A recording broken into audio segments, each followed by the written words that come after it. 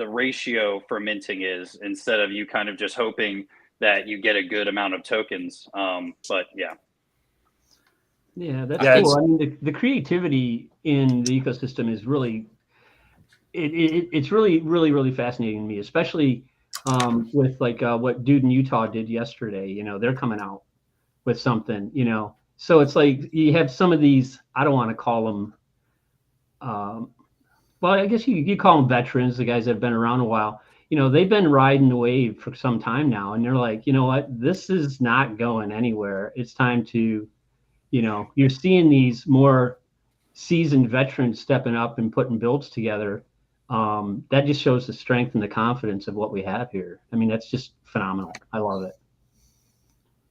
I think like this whole year watching it unfold, watching the projects being built here has been a big learning process for everybody. You know, whether you're a builder or you're a community member just getting involved with these projects, like my opinion with TitanX in general is that it can only continue to get better, right? Like the quality of builds that we have going on here, you know, the people that are building, like generally in crypto, like, man, I've been in so many rugs and bullshit plays and everything, and I'm tired of it. And that's really a big reason why I've stuck around with TitanX, is not only because I have my own projects here, but you know, what you guys are all building is stuff that I'm actually interested in. I've always been really interested in like high powered tokenomics. And I can only imagine seeing like a project like Volt launch on Ethereum a couple years ago. I would have been like, holy shit, like this is crazy. And now we have like different iterations and other guys like taking like these different parts of their tokenomics. And I'm not just speaking about Volt in particular, just using that as an example, but there's just so much to learn. And like, again, can you imagine like a year from now, like like what the quality of the projects and stuff will be like if we're all sticking around and still building, well, which we will be, and other projects and new guys coming in, it's going to get really interesting. I don't know if you guys watched that stream with Taurus the other day and Jake, but that shit looks fire. I'm so pumped on that. Oh, I'll have to catch that. No, there's so much going on. It's hard to keep up on it. You need your friends to tell you, hey, did you watch this? Did you see this? I'll definitely have to do that. I have no idea what you're talking about. Jesus. Nice. There's so many projects coming out. It's actually crazy. I was watching an old stream and it was Jake and it was the Inferno guys like Ali. And they were talking about, hopefully there'll be 20 projects by the end of the bull run. And we're already there. And we're not even really like going straight into it. So I think, the growth is insane. And it says a lot. I mean, a lot of us have been streamers, or a lot of us have just decided to build. And it says a lot that people are just all coming together. If they have an idea, they're like, yeah, let's build it. And that's what I love about TitanX, is everyone's kind of come to the same conclusions about where we think it's going. Mm-hmm. So we're putting our time and effort into building something to support it, which, I can't wait to see where we are. In like a year. Well, let me tell you where we are right now. We got 27 active protocols, and every single one is green in the last 24 hours. That feels nice. That's one thing. I want to say something before I forget, because when you get to be my age, you need to say that. So early on, I got close to two people. One of them was Rudy, and one of them was the dude. Still is. And Rudy just kept doing things first. It was the first NFTs. He's the first over here. He's the first on this. He's the first building things outside protocols and liquid protocol. I'm like, how's this guy always freaking first? So I tried to do some first things. First on, Baby Dragon X, first building on Dragon X, first to do reflections, first to have a DAO. So I'm not saying I'm catching up to you, but you motivated me in ways that you probably don't know. It wasn't just all that beer drinking. You actually did motivate me. Wait to see Mizuchi. Oh yeah. I can't wait to do the first thing there. Absolutely. It's going to be cool. It kind of goes with that whole learning process, right? Like we've seen how to do things better, and similarly to what Flair is doing, it's a culmination of a lot of things kind of coming all into one project. And I think a huge proponent of that is X28, and I think that's a good topic of discussion here. Like I see with Flare, the primary input token is TitanX, right? So people are going to enter with TitanX, and that's going to get converted to X28. Yep. So Ethereum and TitanX. I wanted the ability for people to bring in fresh Ethereum into the thing. obviously the Ethereum will auto buy TitanX and all of that TitanX. 76% of everything that comes in is going to auto mint X28. And so 38% basically of absolutely everything that comes in is going to be burnt, period. So it's pretty powerful. Obviously, X28 burns 50%, which, you know, we won't be 50%, but at the end of the day, 38% is still pretty powerful. What happens if everyone takes their TitanX and mints X28? Like, what happens? Like, thought experiment. What happens? I think the crazy part is when people go back into TitanX, right? There's only so much in the liquidity pool for. Yeah. I mean, there's a lot of TitanX and liquidity pools across the protocols, but when people are going back into TitanX, there's also like that inverse like supply squeeze that happens when people are entering back in. So it's not only going to be the buy pressure on the front end, but also like the supply dynamics that are happening with people swapping from X28 projects back into TitanX. That's just going to create a massive squeeze. That's what I see happening. I mean, if you guys have any other opinions, like bring it to the table. I understand X28 and its purpose, but just today alone, I went to go convert 500 million TitanX to X28. And it was like really, really hard to hit the mouse button to actually execute that because I'm like, I'm letting TitanX go, man. It's like, I know what it's doing, but at the same time, it was like, wow, I'm getting ready to get rid of this 500 million. Just make sure you keep enough. Just make sure you keep enough. That's the thing. It makes it easier. Maybe it's just me, but it was like, you worked so hard to get the TitanX, and now you're like, oh boy. It'd be really cool to see somebody do like a buy wheel with TitanX X28, right? So they take the TitanX, they go into X28, they swap back into TitanX, they go back into X28, and kind of create a buy wheel that way. That's just an idea that popped into my head. But can you repeat that?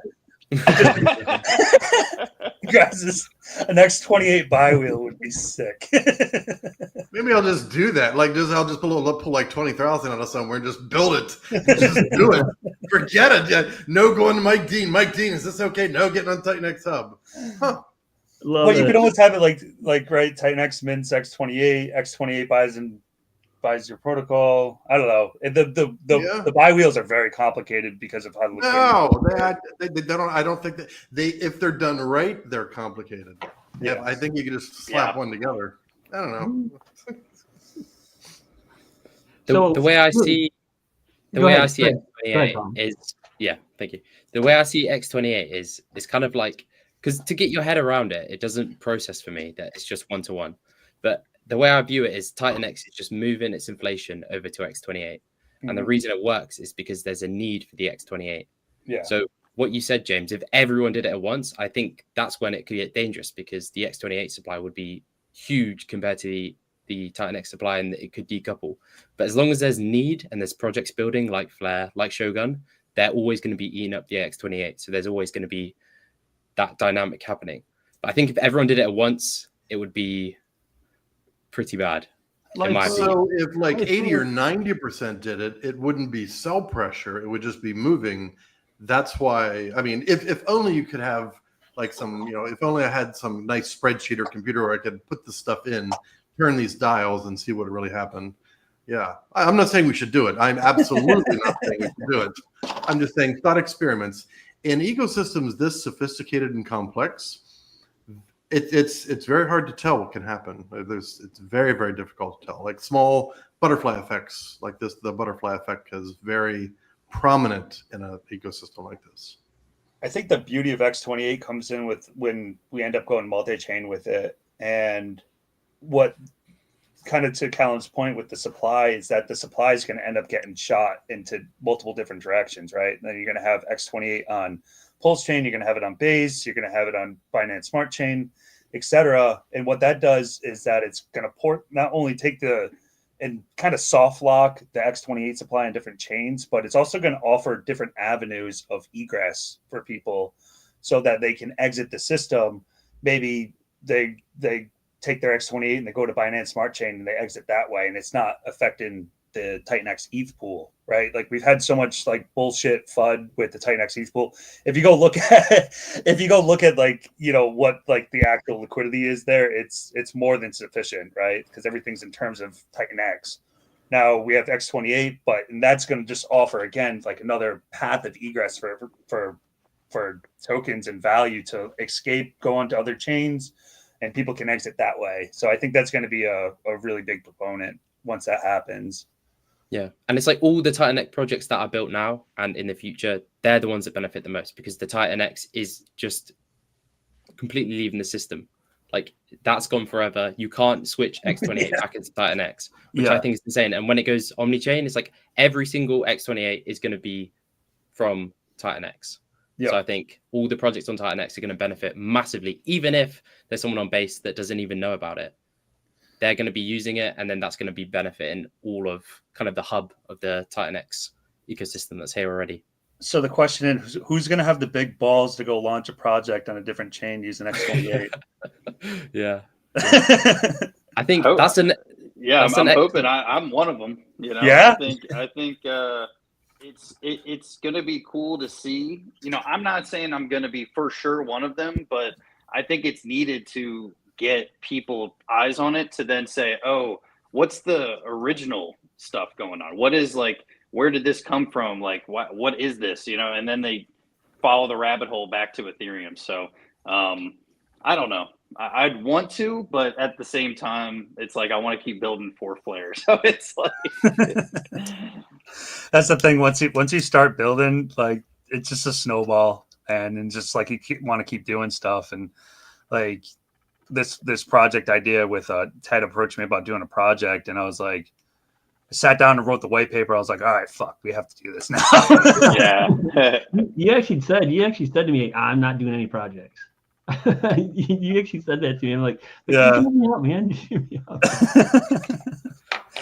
That's how it happens, though. You know, you kind of let the idea fuel like your motivation to do something like that. And like in the world, right? There's people that do stuff and people that just think about doing stuff. And like I've always liked to think about myself as somebody that likes to like get out and do something, make a change. Like once you put a project out there, there's a huge amount of responsibility that comes with it. I told Ted from the beginning, I was like, as soon as we launch this project, man, it's like your life changes. Like you have responsibility to the people. It's like having a baby. It's just like it really is. It's like a child, you know. I've had 3. That's the experience, bro. Great. Yeah, man. Wow. So Rudy, you're kind of like idea, but what if there's a collaborative effort by founders that everybody pulled in, I don't know, a couple $1,000, built, say, like just some universal little simple project to go multi-chain and see how it responds. I mean, seriously. It's a lot of cooks, my man. That's a lot. That's the key. That's absolutely the key. All right. All right. Well, it's just a crazy thought, but no, it's okay to brainstorm an idea. You just have to think: do you really want 8, 12 people? Because then you can't get anything done at all. Think of the bureaucracy we could create. You just want 3 people? Well, then it's like maybe it's too much work for like, is the juice worth the squeeze? So yeah, but it's like I love thought experiments, Ted, and really that's why I came on here, because I've always appreciated everything you do in the chats. Different projects I'm in, giving ideas and everything like that. That's really why I'm here. And of course, I'm here to actually participate in my first TitanX Lounge. But I've always wanted to actually speak with you like this. So, well, that's one reason I stayed up so late. My honor too. So then, yeah, go ahead. I was just going to ask Rudy. I was going to say, so Rudy, you're obviously an OG in the system, one of the first builders. Kind of, can you talk us through what led you to build in the first place? Because, like you said, you just acted, you just did.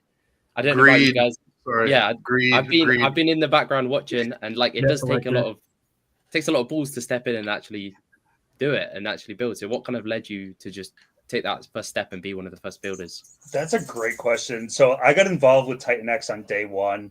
I saw it started to pop up into my feed. I was like, oh, it's just another project, whatever.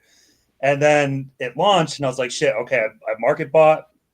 and it went up, and then I read the white paper and I was like, oh shit, I probably shouldn't have done that. Luckily I didn't end up underwater. I ended up creating my miners, etc. And I got into this whole, like, once I was reading the white paper, I was like, oh, build on TitanX, like what would that look like?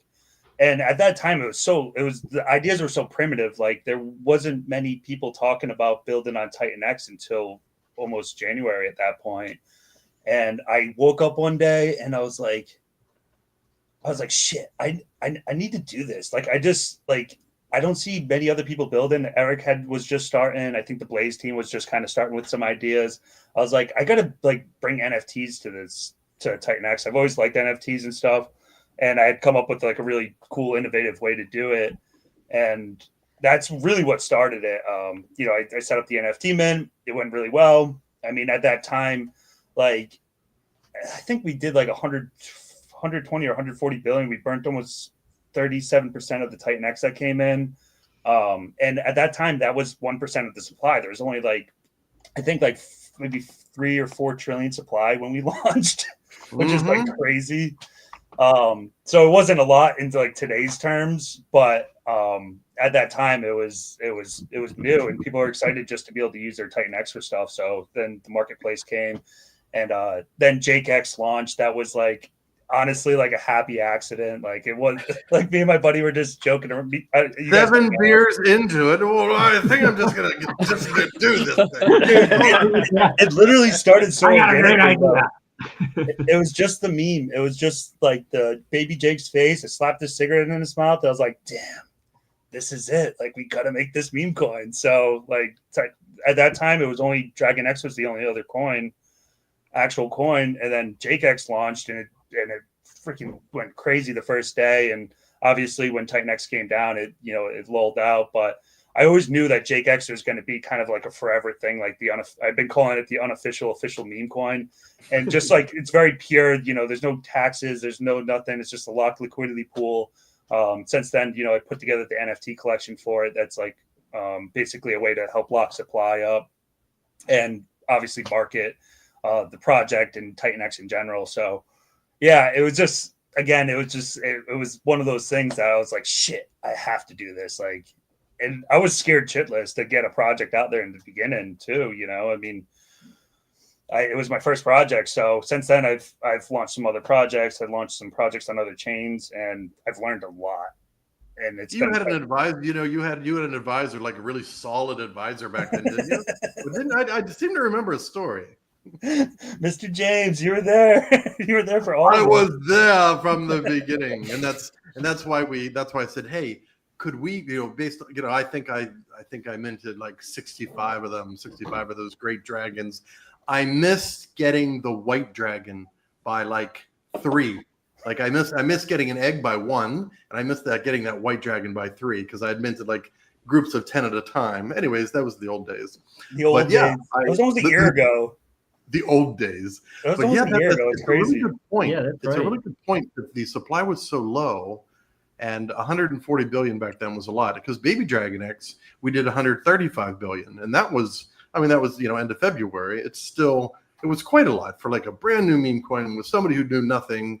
At least we had a little bit of the backing from Dragon X. Yeah. So yeah, that's a good. I mean, I enjoyed it. It was my first advisory. So you were my first advisory. Thank you for inviting me in and allowing us to tie into some of your lore. Like, seriously, it was very appreciated.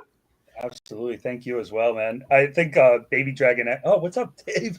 I think Baby Dragon X served as a really cool like idea of this microcosm of bonded liquidity, right? As soon as Dragon X started going crazy, like, your liquidity pool got so fat, the thing just sent. Like, there was a lot of whale movement between the Dragon X. Huge whale movement. It was unknown. insane. Like, you would think, like, some of the founders actually, they really know what's going on. I didn't realize who these whales were, but they were really playing whale games. 10, 20, 30, $40,000 buys in and out. And, Dragon X did like a 15X, and then we did 77X. And then a little bit after, we dipped a tiny bit, and then we did 127X from the very low. It was like, what magic is this? on massive liquidity. And the point that I was trying to make is, like, once TitanX starts to really move in price, like say TitanX is a 5, 10, Yeah. 100x, whatever, Mhm. all these liquidity pools within TitanX are going to be so fat, Yeah. fat. It's Yep. crazy. Hey, Rudy, I got a question for you. Yeah. Maybe I missed the boat, but I remember when Titan Legends came out and the eggs and the Ghost Dragon was everybody was after that. But I remember hearing that the eggs hatch and do something. What I never really found out what actually happened to those eggs. Did they actually Oh, hatch? What was the deal behind that? they hatched into baby dragons. Well, okay, they hatched in the bag, but when did they hatch? Is I guess is what I want to know. I think in March. Like That would've been 3 kinda weeks cool. later or something, wasn't it? Like just Yeah, 3 it weeks. wasn't that Or, much. yeah. It wasn't that much longer later. It was just more of a way to develop the story behind Titan Legends, and yeah, I mean those baby dragons were hidden throughout. I think at some point, I'm pretty sure they were up like 100x Wow. from the mint cost if somebody had minted in the first tear. And Somebody got a bought baby one for dragon. didn't somebody buy someone for like 6,000 or 7,000? Yeah, they probably So I think so. I don't know. There was a that lot was of the 100x because they only cost $65. yeah. Right? It was crazy. I Wow. mean, yeah, even the liquid value was 100x at its Yeah. peak. Yeah. Oh, Magic, the magic of NFTs, the magic of crypto. It's magic internet money. I think Crypto Awesome is trying to get ready to come on. And Tell him real to turn quick- on the generator. He's got like a couple generators out there. Well, he's bouncing in and out. I'm waiting to bring him up on stage, but Yeah. either way, did you guys real quick? Did you guys share this out on your socials? I already did. Yeah. Yeah. Okay, it looks like we got quite a few out there, so that's good. There he is.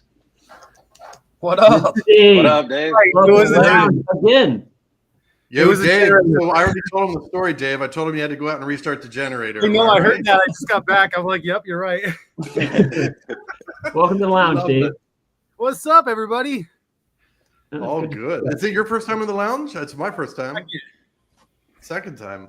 Yeah, All right. Dave, you got some catching up to do, buddy. I know. But stoked on everything, guys. We got Mizuchi coming. We got Flair coming. We got Phoenix coming. Goodness gracious. Right. So many That's right. projects. Let's go. I got to admit, Colin, the Phoenix thing, you know, when you first introduced it, I was like, okay, this is cool. You know, the style, I mean, you got to admit, you stole the style from TitanX on day one, showing up in a suit, for God's sakes. But that was just so badass. But with all of your adventures and stuff and your build and everything, obviously you've had some decisions that you were making and finalizing and stuff. But do you really feel like you're that close? You're ready to hit the main stage? Yeah, I'm ready. We've got this both audits done, no issues. UI's looking pretty good as well. So yeah, I'm ready for launch on Saturday. I can't wait for it. Do you have any teasers on the UI? I haven't shared anything yet. Nothing yet. Nothing. I'll share See, it. the I'll key share it word this is week. yet. You used the word yet. We're talking now. Nothing yet. I can't share anything. We are just doing a few more tweaks. Okay. All right. Fair enough. Yeah. Fair enough. Yeah. But Fair enough. it's quite daunting. I don't know, Dave. I mean, you and Rudy and James, obviously, you guys have all launched. How stressful is it on the day? Yeah. You don't sleep the day before. I don't sleep already. If you sleep the day before, then something's wrong. So don't worry about not sleeping. Like, get your audits done. I would really highly suggest you do some testing. Like, don't just do audits. Hire somebody to do testing. You're probably super smart to do that type of thing. Try not to think. Try to get away from the computer. Like, just give yourself a couple hours away from it. And I don't know how many people you have in your team. If it's just you and like one or two like secondaries, or whether there's a group of 5 of you. But whatever it is, just keep yourself non-stressed. Just keep going as it does. If anything happens that you can't launch on that day, don't launch. Right. That would be my advice as a as two protocol founders and like 1/3 of another protocol. I would say don't sweat the small stuff and make all the right decisions. Instances of that. Yeah, we've seen instances of that in TitanX where day of launch, some founders were like, nope, we're going to postpone, and I'd rather hear that then hey, you know what? Let's just hope it works. No. That's a very good point. So good point, James. But Dave, you probably went through a lot of back and forth with all of your man. You got angles flying out every direction. Yeah, it was really exciting to launch Awesome X, and yeah, exactly. Just you're probably not going to sleep the night before, which totally cool. It's really more from excitement in one sense because you have already done your testing, you've done your audits. We actually kept updating artwork until when Jake came in and said you can't launch on October 4th. Yeah, don't launch. Numerology. We're like, oh, and it was literally the 3rd. Like he telegrammed us on the 3rd when we were prepped, ready, deployed, and everything to launch on the 4th. And then he tells us, I can't support you guys if you launch on the 4th. And we're like, why? It's like, it's bad numbers. I'm like, oh, crap. So we're like, all right, cool. Well, let's launch on the 11th, a week later. And but that extra week totally actually allowed me to redesign the art. Like the art is a million times better because we had like everything worked. But I'm like, we could do better with this art. And so we had an extra week and like way better. So, sometimes that extra time is a good thing. But yeah, I mean, I know the artwork is that thing that's that last, it's like, now let's make sure we're just dialing it all in. So I didn't want to show the UI either until launch, only because the artwork was adjusting before we launched. But yeah, man, I think it's great. I can't wait for Phoenix. I'm super stoked on what you guys are doing. And, the other thing is you have a great team. You've gotten your audits, so you don't have to stress. Like there is no stress with it. It's just excitement. And, sometimes excitement and stress, excitement and anxiety feel the same in our body physically, like the physical feeling of both of those emotions. But if we interpret it as excitement, our brain pumps out serotonin and dopamine. If we interpret it as anxiety, our brain pumps out the stress hormone, cortisol. So it's like, it's how we interpret those feelings. So it's really excitement. You're doing something pretty freaking amazing, bro. And I'm so inspired by every here. Rudy, I'm so inspired by you. Smooth, I've been watching you before I started my channel. And James, I was so inspired from you in the very beginning because of your Baby Dragon X, just getting out there and just doing it, man. And doing it really well. And you had I remember after our streams, you and I talked for 30 minutes after our streams. We would talk almost as long after the stream as before. Right. And you kept, you were doing some ideation, like you're doing movie things, and you do this token here, token. And eventually I was just like, Dave, why don't you just do it? And then you got a little bit quiet. And then you said, you know what? Maybe I can just do it. Like you came to that like a realization. And I remember being part of that journey with you. And it was very exciting to see you realize I don't have to wait until this time. I can just do it. That was fun for me. Decentralized. We have ethos we got to follow, but it's decentralized. We can do whatever we want, like really. Yeah. And Ted, like, you know what? Your stories they needed a protocol. And so you have like a novel of stories and all these characters. And so I'm super excited about Mizuchi. In fact, you're actually building amazing. I mean, I don't really know all your mechanics yet, but I know that you have epic mechanics underneath it. And it's not just the art. So I'm not sure what they are yet. And I'm excited to hear about it. But yeah, man, we are first off, we're at the right place at the right time, all of us, I think, and I'm really excited about the future. Ted, what have you shared so far about Mizuchi even? Honestly, we haven't shared much, but okay. I guess this might be the time to share a little bit. Anyway.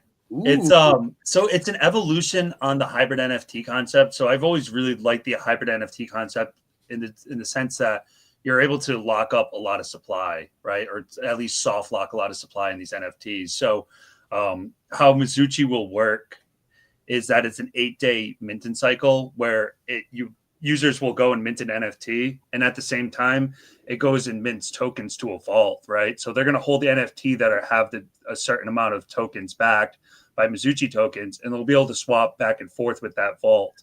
So it's it's a quick mint. It's an 8-day mint where everybody will be able to get into the same cost basis. And after the 8 days, we go into a cycle where we're actually running perpetual auctions. And the way that the auctions work, and they're fed by is what we call the buy, burn, and fuel. So it's the whole idea is keeping this balance between that buy, burn, and fuel percentage, like that daily utilization, and also the daily utilization of the auctions, right? Like ideally you want to see that auction pool actually get bigger over time, so that you always have people entering into those auctions. So there's some mechanics in there, without sharing the exact percentages and stuff. But I think that with the right level of participation, we can actually make this auction pool last a really long time after the initial NFT mint is done. Users also will be able to get into NFTs after the initial mint cycle. So yeah, that's kind of like the really broad overview of it. And the magic is in the supply dynamic of being able to lock up the supply in the NFTs, as well as, again, that auction utilization versus the buy and burn percentage, that daily utilization of the buy and burn, just kind of being able to achieve a good balance there so the protocol is sustainable of itself. Like, I'd like to see Mizuchi be something that can just last on its own without anything necessarily being built on top of it. Although I do have an amazing idea for another protocol to build on top of it, but we'll leave that for the next phase. But you can use some AWX and some scale. Just work that right in there. That would be crazy. That would be crazy. Very happy to work with you on that. The idea, though, is obviously we're building an X28, so people, like, similar to Flare, people will be able to enter with ETH, which will swap into TitanX, convert to X28. People will be able to enter with TitanX, that will convert to X28 and mint, or enter the auction, and also be able to enter with X28 directly. So there's essentially 3 input tokens there. Yeah, it's really exciting. I sent the white paper to Jake, and he was like, "Yeah, man, I like this." I was like, "All right, cool, I'm good with that." This sounds awesome. So there's an NFT, and then because it's backed by tokens, there's low liquid supply, so that buy and burn is even more effective, sends the price up, and then people are more tempted to burn their NFTs because the token's more expensive, but then the NFTs become rarer and rarer and more scarce. As people, NFTs are capped after 8 days too. Like, correct. Okay, cool. Okay. Yeah. Nice. Yeah, it's a completely capped supply after 8 days. And what I like about, like, the first 8 days is that people will be able to enter, and everybody gets the same cost basis, right? It's 1-to-1. TitanX or X28 to Mizuchi, and there's another, like, special, like, a little bit of a secret sauce in there that I'll hold off on for now. But that secret sauce, it helps to actually feed the auctions as well, and it creates an incentive for people to hold for a longer period of time. We'll leave it at that. I can't let everything out of the bag right now. I'd like to add, when I first started talking with Rudy, first and foremost, he says, "I'm not doing a project." It's true. I was like, I need to focus on what I got. I already got enough shit going on. But I've always said it. I wear my heart on my sleeve. I was like, dude, just hear me out. And so we started talking, and we came up with some ideas and stuff. But then we hit a little fork in the road, so we had to rethink and kind of do some rebranding, if you will. And water came up, and my whole career of 35 years has been the preservation of water and the quality of water, stormwater, drinking water, wastewater, you name it, infrastructure. So it struck a chord with me that something that I'm that passionate about, and that's water. We decided that water was a great theme, and we decided to really make it as beautiful as possible. And to that extent, we put a lot of effort and time researching specific specifically really talented artists. We're not doing anything AI generated as far as the NFTs. We're going through very thorough process with our artists, getting samples and sending back comments and, refining that. But really, ultimately, part of the lore behind Mizuchi is about just the betterment of taking care of each other, protecting and preserving Mother Nature, understanding that water is a valuable resource, and that Mizuchi is basically a serpent dragon that represents that. And so what we decided to do is really put a lot of emphasis on true, authentic artwork in this. So these NFTs are really spectacularly created with a lot of thought and ideas behind them. And each one has a name and a story behind it and how they fold into our little ecosystem. So it's not generative. A lot of pride with that. A specific number of NFTs. There are 8. Yeah, there's 8 different. Yep. 8 different NFT tiers. Yeah. Got it. Cool. Yep. Awesome. And to add to this, like along with like that water theme, like actually Steve DeFi said something that really sit really well with me. And he was like, DeFi is like liquid, or it's like water. And it's like, I'm not quoting him directly here, but the way that the water trickles, it kind of always finds a way to work itself out. So that was something that really like inspired me. Like I heard him say that. I was like, damn, he's so right. Like you build these projects, you choose numbers, you're just trying to figure out what you think would work best. And, it's up to the users and the user participation to really help these projects find its own way. So, so that kind of going into that whole liquid idea. So we started with the liquid idea, liquid NFTs, like the idea of liquidity, and kind of came up with this, and it's very heavily Japanese themed. Dragons, obviously, it's very TitanX thing is the dragons, and it's super cool. I'm excited. When do you got? When launch? Do we know that when launch? It's gonna be Q1. We're right now we're in the testing phases. We're gonna be moving into audits very shortly.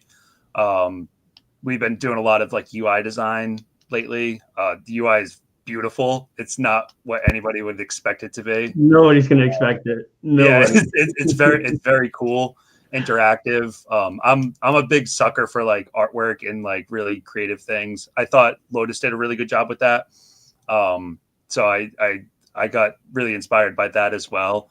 It pulls in a lot of things from a lot of different projects, but ultimately what it is, it's an evolution on the idea of a fair launch hybrid NFT project, and using it in a way to lock up supply, incorporate an aggressive buy and burn, a perpetuality with the auctions, fair cost basis, and just DeFi in general, like, just that idea of like, the users and participation and people and water kind of always finding its way.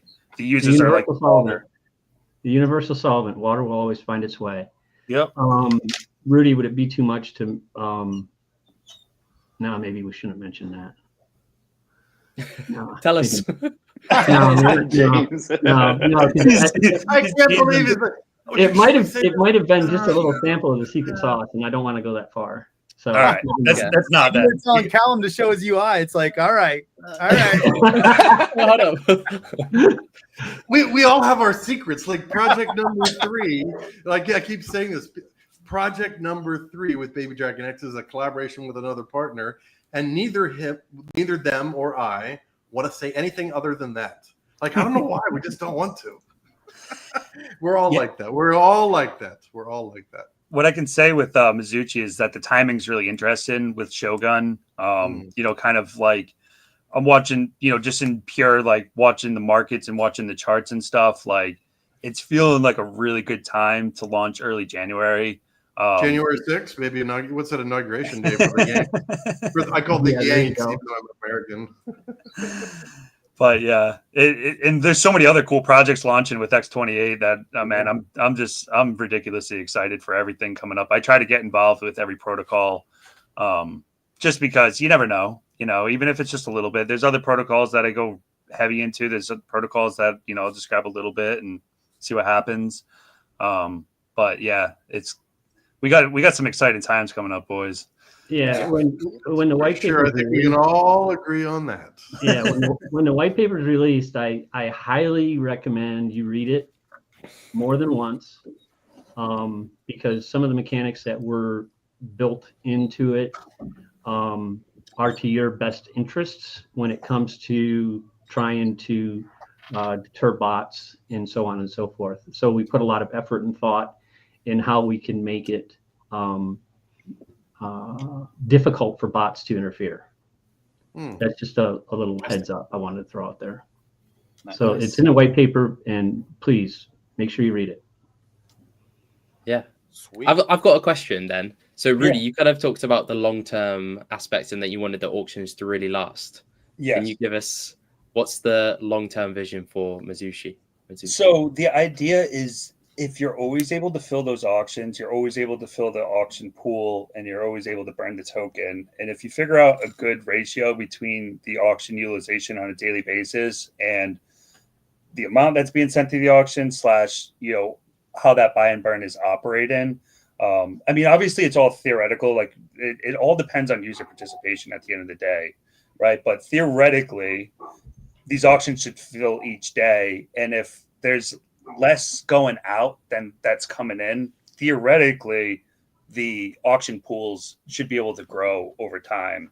So that was kind of the idea behind that, just to make it sustainable. I mean, again, I do have an idea for another project to build on top of Mizuki in the future, which would be really interesting, but that's in a very primitive state right now. Like I'll literally have to sit down and just hack away at a white paper for a month straight.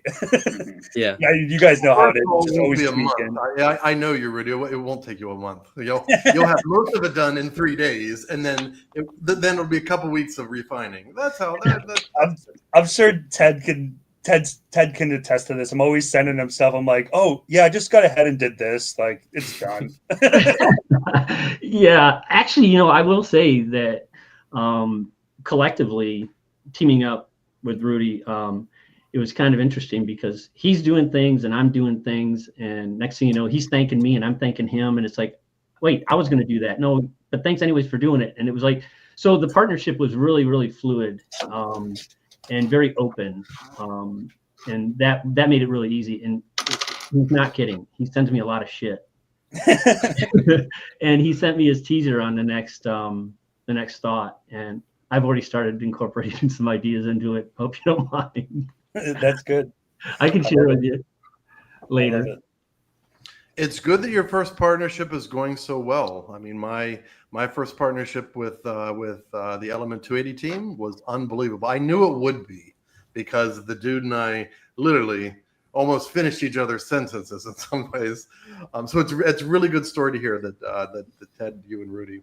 I think anybody that partners with Rudy is going to do well, just because of his personality, his depth of experience, just the way he handles things. Oh shucks! And I wasn't paid to say any of these things, but I will accept a donation. Well, I get worried when I don't hear from him for like 2 days. I'm like, what's going on? I'm like, what's going on? Should I reach out? Or is he still alive? Busy, man. I know. Busy. Always busy. Smooth, back to you, bro. How was your experience building Smooth? With your team. Yeah, I mean, so far so good. Everything has been pretty upfront, and you know, in the beginning, I really wanted to say to the guys, like, hey, this is a combination of everybody. I know I had the original idea, this and that, but everybody has been super receptive. And the biggest thing I could say is when X28 officially launched, right, and we were trying to figure out how to play it because we were not to audits yet. So I wanted to incorporate X28 somehow. And I was like, I think a lot of protocols and teams are going to utilize X28. So how can I do it a little bit different? And I was just thinking, you know, using it as an input would be great. And that's still awesome. And, but I was like, I want to promote X28 and utilize X28 in my project and kind of put the auto mint aspect to it. And it's a good way to not only boost X28 users and usage, but also burning a crap ton of TitanX while at the same exact time keeping a lot of economic energy within the project. So the main goal of all of these projects, for the most part, is to burn as much of TitanX as you can and grow a amazing project. And I think Flare is just doing just that. Yeah, I love that. I like what you said about like keeping the economic energy within the project. I think that's really important. Because you like when you're doing this and you're trying to decide percentages and stuff, it's like you only have so much to work with, right? Yep.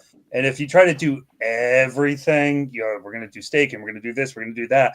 Well, you start to dilute the other parts where that could be more, what's the word for it? Like more efficient, right?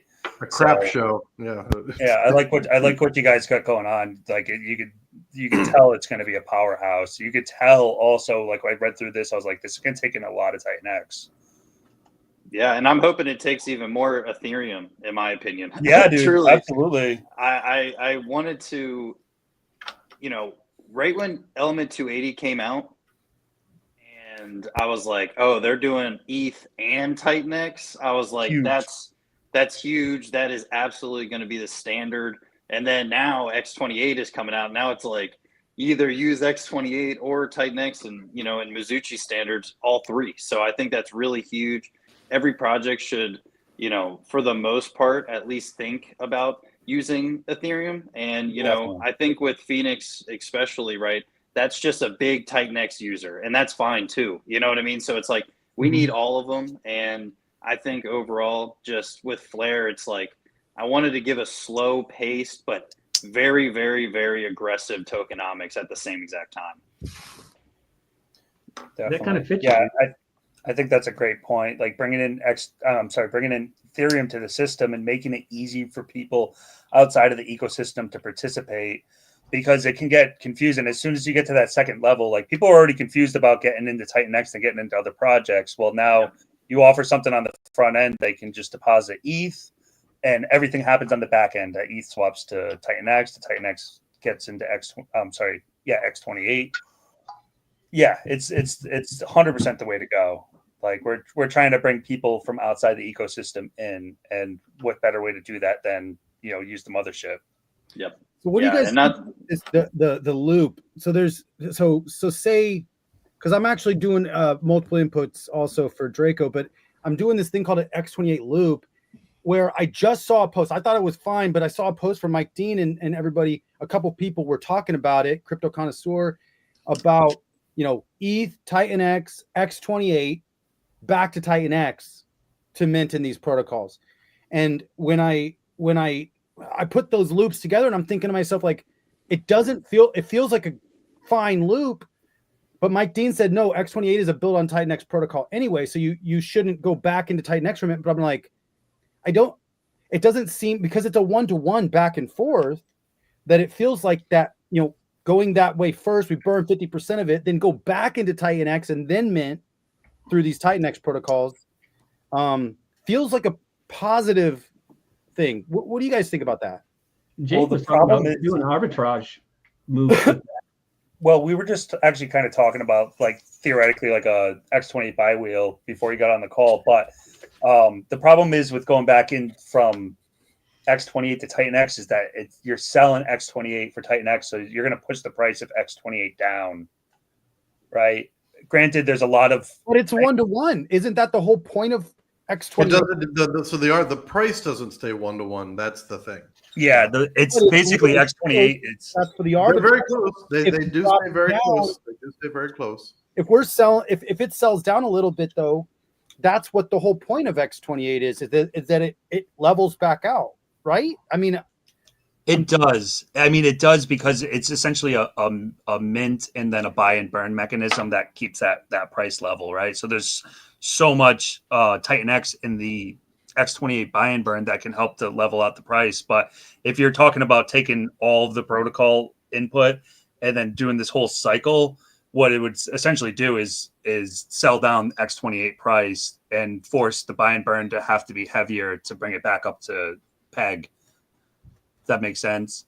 And then it might not be one-to-one, and it might fall from the peg correct. if you're doing it at a massive scale. the whole system's designed that TitanX is meant to flow into X28 and then be used for other projects, not be sold down, because that would like depeg. And then, like Rudy was saying, the buy burn could run out. There's 5 input tokens. There would be ETH, TitanX, X28, DragonX, or AwesomeX.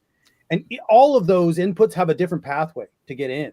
Because if it's AwesomeX, if people use AwesomeX, it just goes straight into the protocol. Right. If people use TitanX, it could go straight into the protocol. But we're doing the X28 loop first to get it into the protocol. If it's ETH, it does the X28 loop as well to get into the protocol. And then if it's X28, it doesn't have to do the loop. But it does go back into TitanX in order to. Now we might be able to change that only because I think if we do a X28 AwesomeX pool, which I think we are doing now, then once we get into X28, we don't have to go back to TitanX. Yeah. Into Awesome. That's exactly why I have Flare as the X28 Flare main LP. I wanted to. You don't want to sell down TitanX, and that's why minting at that 1-to-1 ratio. The price necessarily won't be a 1-to-1 ratio, but that minting always will be. So we just bring it back in, use the X28 as TitanX, and we go from there. So I wanted to keep it with the main LP being X28, just so we don't have to do this whole crazy back and forth game with TitanX and X28. It auto mints it, and then it uses X28 forever. Yeah, that makes sense for sure. Actually, with Mizuki, we do have 2 pools. One's X28 Mizuki pool. Actually, there's 3 pools. There's X28 Mizuki, Mizuki TitanX, and then there's a smaller pool with Legend X. And there is a little bit of that back and forth, but it's not on a massive scale. Just because it's hard to find pathways for these things that make sense, right? Like essentially you want it to all flow in one direction, but if you want to get back into TitanX, like you have to do a little bit of movement there. Especially because we were paired with DragonX. So it's like if we went back to TitanX, we would have to go into DragonX to get into, unless we had a TitanX pool, which I'd rather do the X28 pool. But yeah, I think actually I wouldn't have to actually go back into TitanX after X28 as long as we have an X28 AwesomeX pool. We can go straight into AwesomeX in order to mint. Yep. But yeah, this is cool. I was just wondering what you guys thought about that because I didn't see the sell down of it. You really see that clearly, Rudy, and I appreciate that about, I've learned so much from you, and I still have so much to learn though, especially about pathways and LPs. So important to this stuff.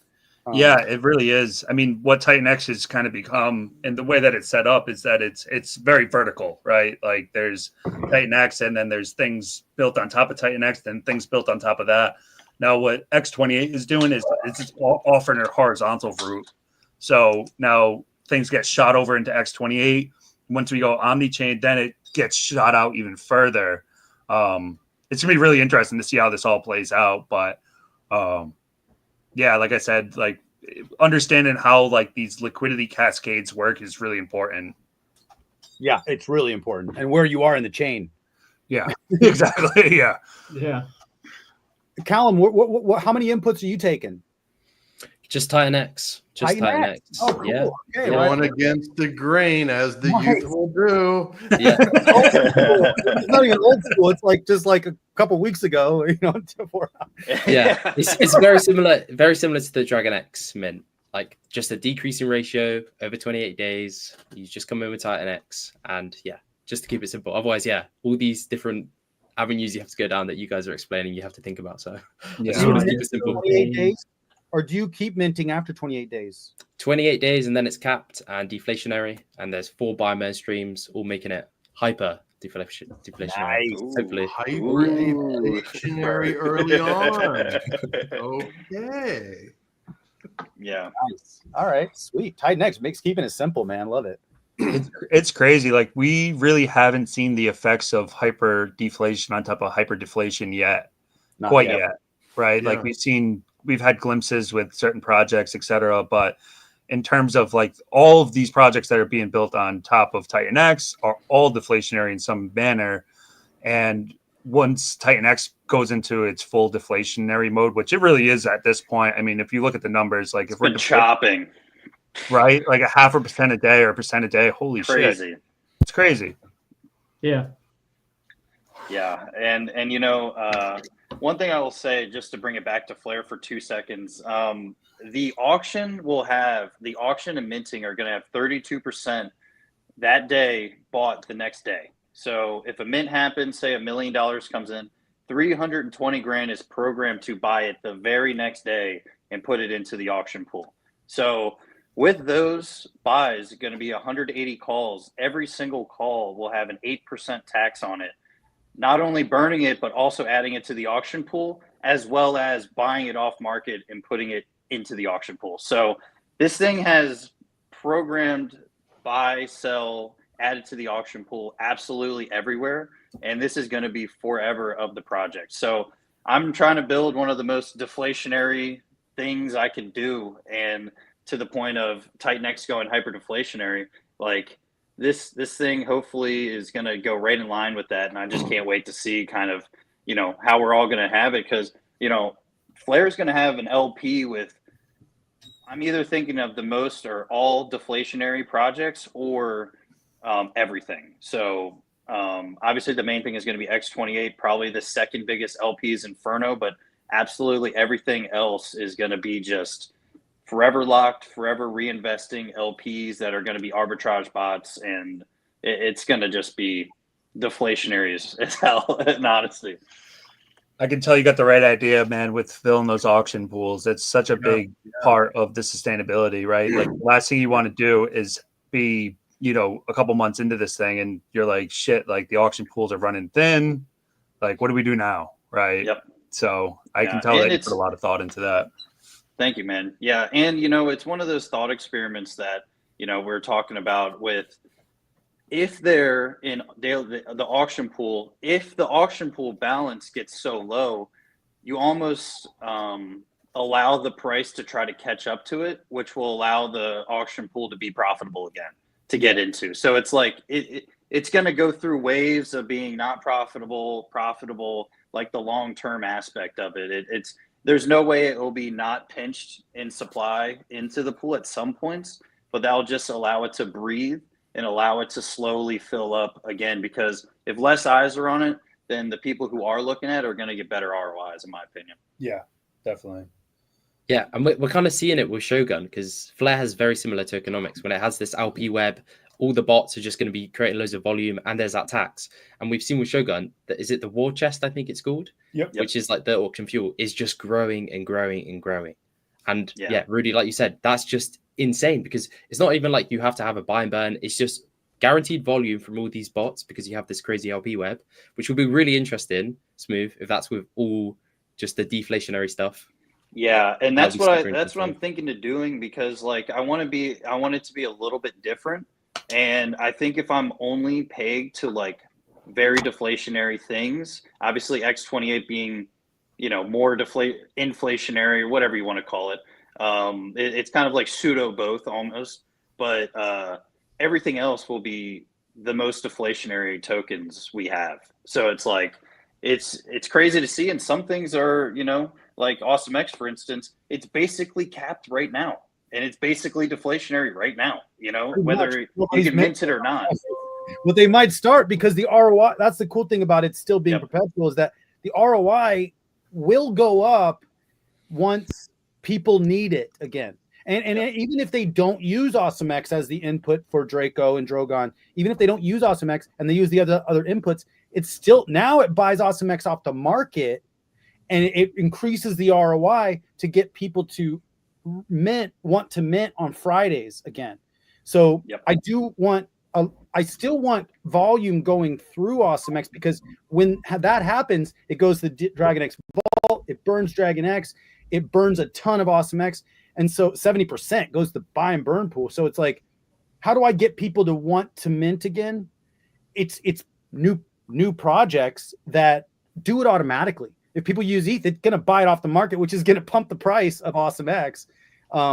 So I'm trying to think this through, but I love what you did, because literally you're going to engage people during the week.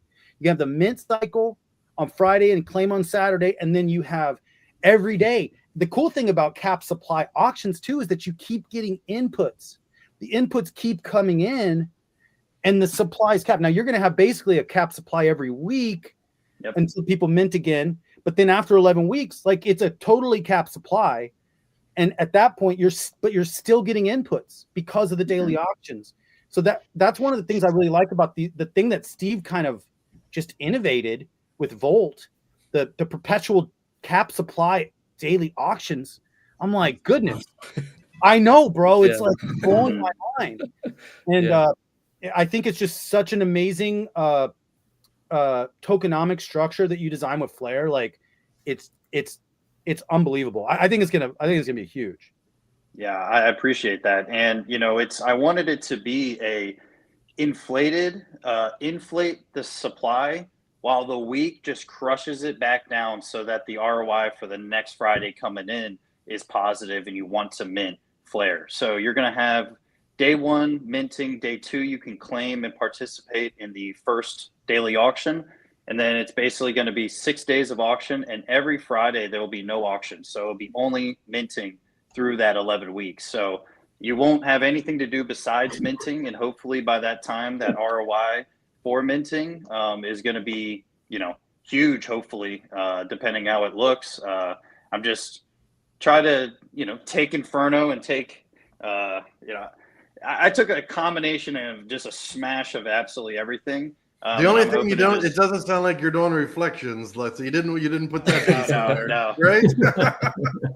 You tried to trust me.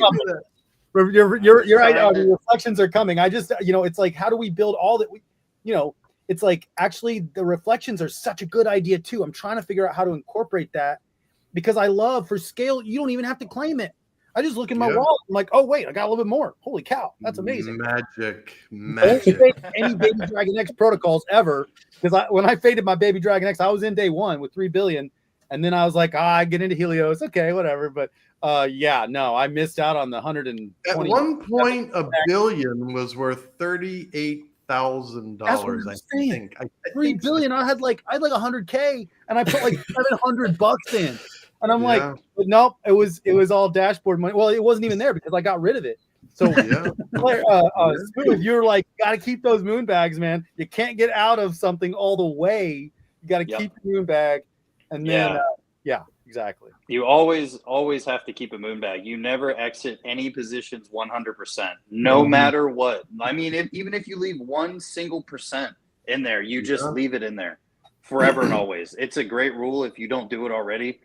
Absolutely, because we pivot, right? Sometimes you have to pivot, but you leave a little dust in there just to see what it does long term. And some plays from 2017, 2016 when I was in there, I still have a little bit of it, and it's not doing anything amazing right now, but it's like it did rise a little bit from 7-8 years of holding on to it. So like time will tell in a lot of these things, and moon bags are absolutely necessary if you're trying to kind of be diversified, if you will.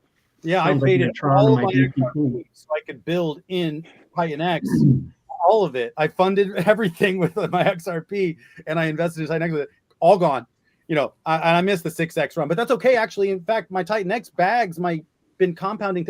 It's basically the same amount that it would have been if I would have just stayed in XRP and it 6X'd. So it's like, it's not a bad thing, but I did miss out on that run. But my business XRP was like just hanging around at nothing for so long. So many people were thinking that. I used to always make jokes with my friends. Right. One of my friends has, I don't know, like a couple $100,000 of XRP. I'm like, you could have millions of dollars if you would just do anything. And now he's like, just made my 6X. Oh, well. All right. Well, you can't say anything about it. All right. You win. You win today. I have a business partner in movies too, and she is a maxi in XRP. She's all in. She will never be in anything else. That's why we're actually going to build something on XRP now. But yeah, so she's got like a bag, and it's now 6X. I'm like, well, we're funded. We're funded. My biggest cope this year was PDI. I bought and sold it at 500K market cap. No, it's 700 million. It's 700 million. Yeah, dude. It did a 1400x from where I bought and sold it. I got fudded out of my bags, and yeah. So from now on, Rudy. From now on, Rudy, my first comment to you whenever we talk is going to be, "P died to $1." Yeah, I'm watching it, dude. I'm rooting for him. Yeah, I can cope harder than anybody, though. Believe me. Wow. I'm okay. I'm okay with it. You know, what does XRP have? XRP maybe has a 10x this cycle. I mean, if all the money in the world goes through it, maybe it's got more. Who knows? But TitanX ecosystem. I mean, I'm not mad about my decision at all. You know, I think, not obviously not financial advice, but like I do personally think that 10x is like easy. It's like almost a given in my opinion. 100x is like actually like a possibility. Maybe not a probability all the way, but possibly. But 1000x is also a possibility. It's not a possibility with anything else, really, in my like examination of things right now, unless it's like a silly meme coin that we don't know about. But like, yeah, I think we have a chance to like be at the beginning of something ridiculous. Mm-hmm. That's why we're all here, bro. That's why we're all here. That's why I'm here at 4 a.m. It's actually 5:15 in the morning. And I'm too excited to sleep sometimes, especially when I'm around other people like you. You guys are super energetic, super smart, and I want to be around people like you. That's why that's why I'm awake. All right. I got something for you guys. All right. So, Rudy, I had mentioned something to you in one of our chats one time. I wanted to show you something, and I think the time is right. So my reminder to not FUD or to freak out and everything started 47 years ago. All right. That's a 47 years ago. My favorite, I guess, creature at the time was Godzilla when I was a kid. I mean, Godzilla was a badass. I mean, he was just sick. He was great. So I love dragons. So in 1976, my mom made me this. Basically, it's a nightlight, and it's a dragon. That's sweet. She made that? Yeah, out of ceramic back in 1976. Cool. Wow. So I've kept it all these years because one, she made it for me, which was great, my mom. And it's a reminder, and it stays on my desk. When I see red, it's my reminder. Keep your faith, boy. Mm-hmm. And so, yeah, I just wanted to share that with you guys because I don't know if it was written in the stars before I was born or whatever, but I was hooked on Godzilla as a kid, and then I've had this nightlight for 47 years, and it's not going anywhere. Wow. Amazing. That's a great story. That is a great story. So Masucci is 47 years in the works. I know, right? That's right. There's a lot of weird That's coincidences. the origin story. There's your origin story right there. I was a little ahead of the curve. But no, this has been a great stream, guys. If you want to keep going, I'm fine with it. This has been huge. We got like 300 people in the audience right now. Holy shit. Nice. Let's go. So we're doing really well. And I mean, Smooth, you led us here, man. You led the charge. This is your show, bro. Appreciate it, man. Yeah, I didn't even get a chance to stream it on my channels too. So like I'm on the cell phone right now. So that's all the strength of you guys though. You need a charger cord? No, I got it plugged in. Yeah. Okay, swiping. This guy flips houses, builds things, and now he's working off the cell phone. He's amazing. Like this guy is he's legit. He could do anything from anywhere with any resources or not. Well, before the stream started, it was like 2 minutes before, and I'm talking to Rudy. I'm like, where in the hell's Smooth? So I sent him a message. I was like, you can join now. And still no response. I'm like, uh-oh, what? Do we have a no-show? And then he comes on. He's like, dude, I forgot my laptop at home. I'm at my girlfriend. Dude, it was everything you could get thrown out, right? And me, I'm like 15 minutes before. I thought my girlfriend's brother left his laptop here so I could use that. He brought it to Connecticut with him. So then I'm like running downstairs. I'm like, Abby, can I use your computer? She's like, I'm taking a test. Her mom's on it for an office meeting. I'm like, what? I'm like, I gotta go straight up cell phone right now. This is crazy. It's not a flip phone, is it? I mean, it's actually a smartphone. It's an iPhone. It's an iPhone. It's all right, We're making it it work. worked And well, at the end man. of the day, right, the vibes of this stream has been awesome. I think we've had, a crazy different perspective from absolutely everybody. And, it's crazy to think that we're all builders and going to be builders or actively becoming builders. So, I think we lead by example in TitanX. And first and foremost, right, the biggest people that talk are creating their own footprint in the ecosystem. So, I mean, it's been just awesome. And, I don't get to stream with everybody as much as I'd like. So jumping on here for a while is always fun. Absolutely. Yeah. Pleasure to be on with you guys too. Smooth and Callum, particularly, we haven't really interacted too much before, but congratulations on what you guys are working on. I'm super excited for you guys. I'm super excited for the project, seeing how they're doing. I mean, I got my finger on everything in the eco. So, you can bet your ass I've read these white papers a few times a piece. I appreciate that for sure. Yeah, so I mean, we should be going to our first audit somewhat soon, I would think. I mean, after the pivot of minting X28, it was already almost there.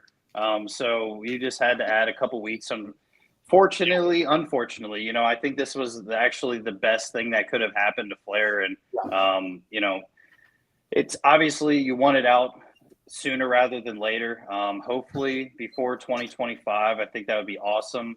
Even if it's in January, that's fine. I think either way is all good. But yeah, so sooner rather than later, and we're closer to releasing it than starting it for sure. Nice. I know how you feel because it's like as we get close, it's like, oh crap, I actually should change this piece. And then you change it and they're like, yeah, another couple weeks. You're like, oh, okay, fine, but we got to change it anyway. I just did that with Draco. I literally did the choice of input tokens and a handful of other changes. And they're like, yeah, that's a lot, guys. So it's just going to be a little longer. I'm like, all right. Yeah.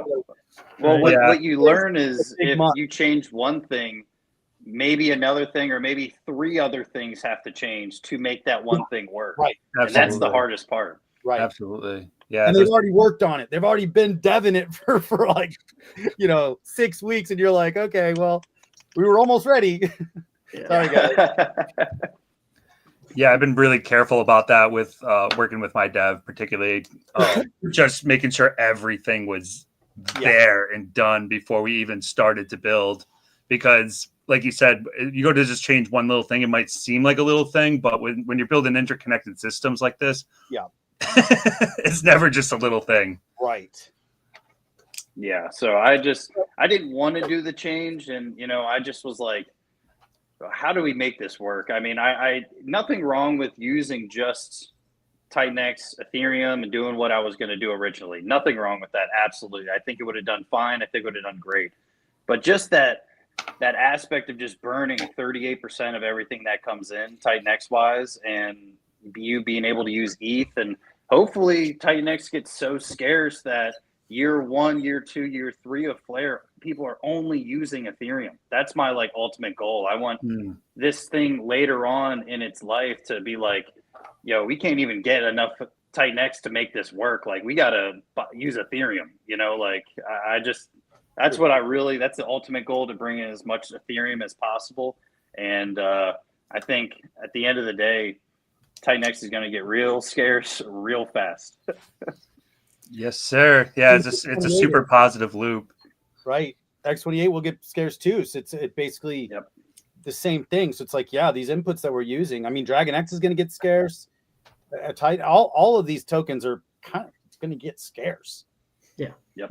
Yeah. And I was in a couple projects. I was in one of the first, this thing had quadrillion tokens, right? I mean, a lot of tokens. And this was one of the first real burner protocols. And I mean, this thing was just deflating. There was no buy and burn on it at all. And a decent amount of money came in one night, and that thing freaking 50x'd in 7 hours. You know what I mean? It was just, when you're deflating at some point with enough economic energy, these things go crazy. So it's I kind of know what to expect almost, but we've never seen it quite like this. I will stamp it. No one has ever seen anything quite like this. Yeah, the way I always picture it is kind of like Baby Dragon X and Dragon X. It had that baby. Obviously, Dragon X was the base. It absolutely sent Baby Dragon X Like TitanX is going to be that base, and all the projects on top of it are just going to get sent. And then it's going to be like leverage on top of leverage with Baby Dragon X and Dragon X with Awesome X, Dragon X with all the projects. So if you're bullish on Titan X, I mean, you're bullish on all the other projects, and everything is just going to literally win together. Like everything's carried together. That's why I'm so bullish on this ecosystem. Like there's nowhere else. Dave, I think you made the best decision. XRP, like, no.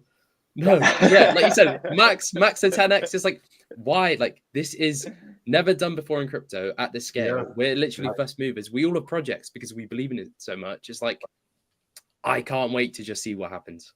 I think this is obviously everything's an experiment, but I can't wait to see how this one plays out.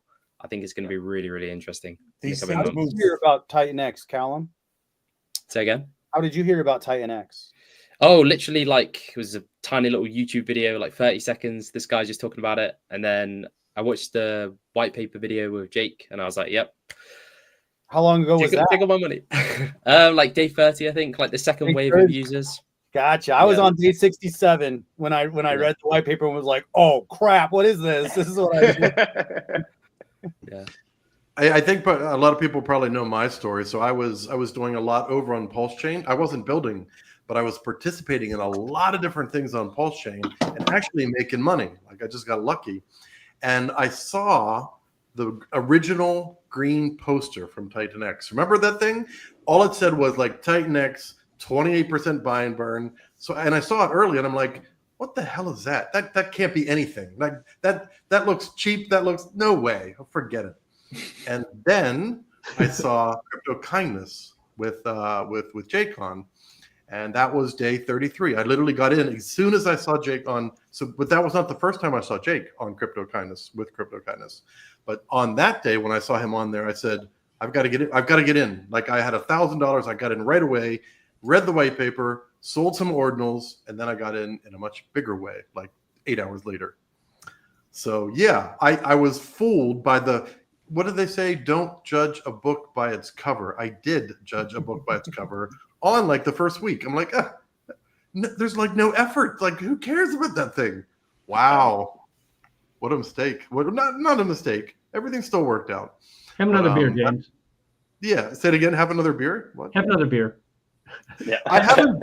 So I literally haven't actually drank in 3 days. I haven't had a drink. No, I'm kidding. Because I had a lot to drink 4 days ago. A lot. Smooth, you're like a straight OG though. You're like a pre-TitanX OG. You were here before TitanX launched. Were you day one? Yeah, I was day one. Yeah. How did you hear about TitanX before it launched? So what happened? It's just weird how the universe works, man. For real. Yep. But what happened was, I was making Pulse Chain content and I was doing my Pulse Chain stuff, this and that, and I still got a nice little bag over there, whatever. But what happened was, Jake was streaming a lot about Hex and Pulse Chain and this and that. And randomly, I just DM'd him and I was like, hey man, just want to give you your flowers. Like you kill the content, just looking forward to you just, shooting the shit, just giving him his flowers for making good content. And then he was like, hey, man, appreciate that. By the way, like, I have something coming in the future. I'd love to, see your opinion. So I don't know if I was one of the first people to get the white paper before it actually went live. Cool. But so I got the white paper. I read it, not joking, 10, 15 times. And at a certain point, I messaged him after I read it. And I was like, hey, man, this has got this tokenomic from here, that from there, this from there. And I just couldn't stop thinking about it, truly. Yeah. And so I was out of the content game for a little bit. I'm very much, if I'm in a routine, I just stay in that routine. And if I'm out, I'm like 100% out of it. Like, so I'll go through waves of like not making content, making a crap load, whatever. And so this was one of those lulls. And then it was like, I don't know, third or week into TitanX, I was like, dude, I got to start streaming. I got to start making videos about this. So I was like, this is crazy. And so that's when I did basically like 3.5 months straight of like daily uploads. I mean, and don't get me wrong, that last like month or so, the amount of hate I was getting just from everybody and this and that, it is what it is, right? and I was doing real world stuff, like building and flipping, and I was like, man, I'm not making content if you guys don't. If I'm getting flamed every single video, I was like, I'll just wait until the sediment is good, and I was like, I'm not selling anything. If anything, I'm buying more, right? So it was like, Right. I was like, I'm cool with it. I was like, if you guys don't want the content, cool. So yeah, day one I was there, and I was like, I just remember I took like, it was like $50 market buy, and I staked it forever, right? And I was like, let's just see how this does, right? And by like the first month, it was dust. Like 2 months or whatever it was just dust. And looking at it now is like so funny. It was like 10 million or 5 million TitanX, and I was like, damn, that's crazy. That's a lot, you know. And like back then, but it was just, you know, my portfolio was in the millions on paper money, you know, with day one miners and my ladder and this and that. And I was like, this is crazy. I just, yeah. So I've been hooked ever since then, but day one for sure. It's a long way to say day one. That's awesome, dude. Wow. Yeah, so those just videos- I just randomly hit Jake up, and it was like 2 weeks later, TitanX was launched. Like it was just so, I was never in his mastermind. I never got a message about it, nothing. It was just me being proactive, I guess. I don't know. Wow. I was just pretty gonna cool. say, yeah, Smooth, those videos that you made, I think a lot of people, because obviously you're one of the OG creators, I think it kept a lot of people in the system, especially me. You did a stream with Jake, and I remember watching it whenever I felt all the hate, well, not the hate, but the FUD and the people saying this and that. I would just listen to one of those streams and it'd be like, it's all good. I just got to wait it out. I just got to wait it out. But those streams, I think if people weren't making that content like you yourself and like Crypto Kindness, I think there'd be a lot less people in TitanX now. So yeah, well done for doing that, man. I mean, I appreciate it. That's a really good point, Caleb. I just got the bug, man, and you know, I really loved how fair it was, how upfront and just honest it was, man. And you know, at the end of the day, when I was talking, I always said, you know, 1 year from now, 5 years from now, 10 years from now. So it's not like I was just saying like, hey, make your money right now, and I'm going to talk about something else next month. It was like, no, I'm in this forever, if not like as long as I live, you know? So it's like, I have a long-term view on crypto. And my saying that I say to all my friends, I'm like, you know, I'm 30, whatever. And throughout all my 20s, I'm like, you're going to be 70 years old, grandpa status. And your grandkids are going to be like, you didn't invest anything into crypto? Like, Yeah. what? You know, and I'm like, I've been in crypto for 50 years, you know, at that point. So it's like, I'm like, you're crazy. I don't know. You know, I have there's a that forever meme, right? mindset. You know, there's that meme with like the dad and the little girl and the boy sitting on the floor. Dad, Dad, how much Bitcoin did you buy at 100,000? No, I bought ETFs. So and then the son's like, stupid dad. Yeah. Hopefully it'll be like, you were day one TitanX? No way, you know? Like, year one. Yeah. No, it could be even year one. You Yeah. were in TitanX for a year. How did you stick with it? Because it almost went to zero, didn't it? There'll be all kinds of like stories. Like I heard that this happened. I heard like the old fish stories, you know, the catching the fish stories. Yep. And we were there. So the first year, this could be the beginning. Still the beginning. Well, I mean, you know, Bitcoin's only about 15 years old. It really is a very young protocol and project. Yeah. I mean, you see a lot of other businesses in the real world being actually getting their bearings 30, 40, 50 years into their life of their business. So I can't say anything but patience in all honesty. In a world full of instant gratification, patience is the biggest commodity nowadays. And my dad has always told me that, and he's told me play it slow, play it smart as you can, and be as patient as possible, because, you know, the real winners are going to be at the finish line, not, you know, in a new race. You know, they finish stuff. So, yeah. I think it's I could have taken some of that advice in 2021. That's very, very wise. Very wise. January 3rd at 9:30 a.m. will be the official 16th year of Bitcoin. Wow. 16. We're right on Sweet 16. I like that. So Or if your anybody uses Kraken, they're giving away 1 Bitcoin if you can guess the nearest dollar amount that will be the price of Bitcoin at 9:30 a.m. on January 3rd. If you're the closest person to pick the right price, you're going to win 1 Bitcoin if you are a Kraken member. I've seen a couple of those. I think Binance might be doing something like that too. That's funny. That's really cool. But Smooth, I got a story for you real quick. I when you were doing your streams daily, I forgot my cell phone one time, and I had about a 30-minute commute from work. And usually you were really, your regiment was pretty predictable. We knew when you were coming on, so I was like, well, shit, Smooth will be coming on. I got to get home. So I pull out of work, and it's a minor arterial road that I'm driving on, but there's stoplights, and I'm thinking green, Titan green. Man, I went right through a red light. I'm glad I didn't get hit, but I realized that after I went through the light, I'm like, holy shit, that light was just red. But all I could think about was getting home so I could listen to the stream, and I'm thinking Titan green, and I ran a red light. That's hilarious. Oh my God. I was just so obsessed because it was right after I got into the mining. It was like day 20, 23 or 24. I got in on day 21, but it was like right after I got in, you were giving all these updates. I'm like, I gotta get home. Sure enough, ran a red light. Thanks, buddy. I think we all got a story about Smooth. I think we all have a story about Smooth. Can I tell mine like really, really quick? Sure. So, I mean, I was watching I was watching probably 5 different streamers. And then I noticed Smooth started doing the different color sunglasses.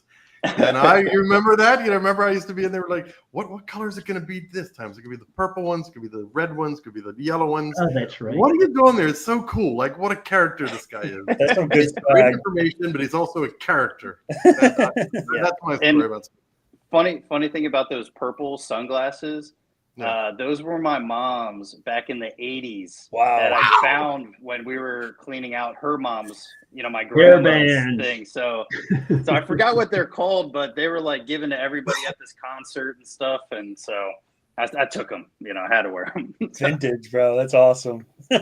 When I had on the lounge, I tried to find some of his round green glasses.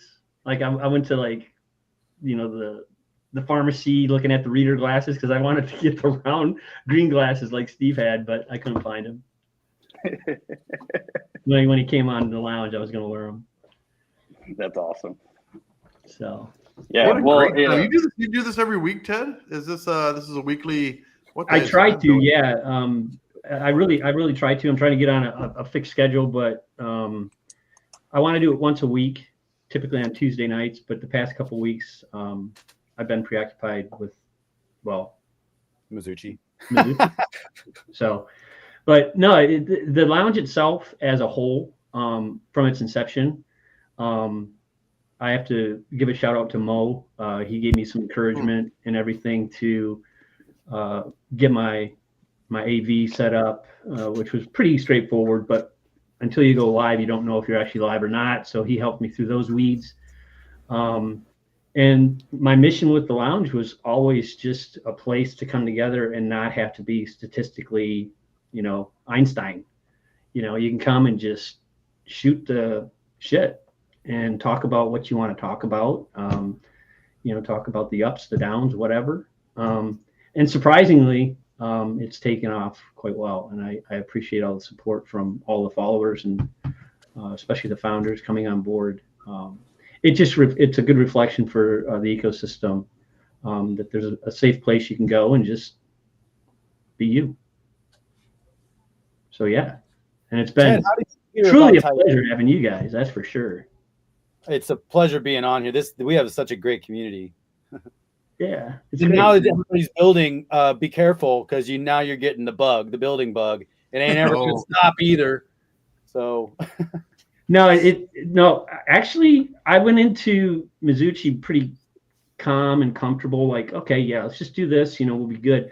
And then somebody decides to send me something in Telegram, and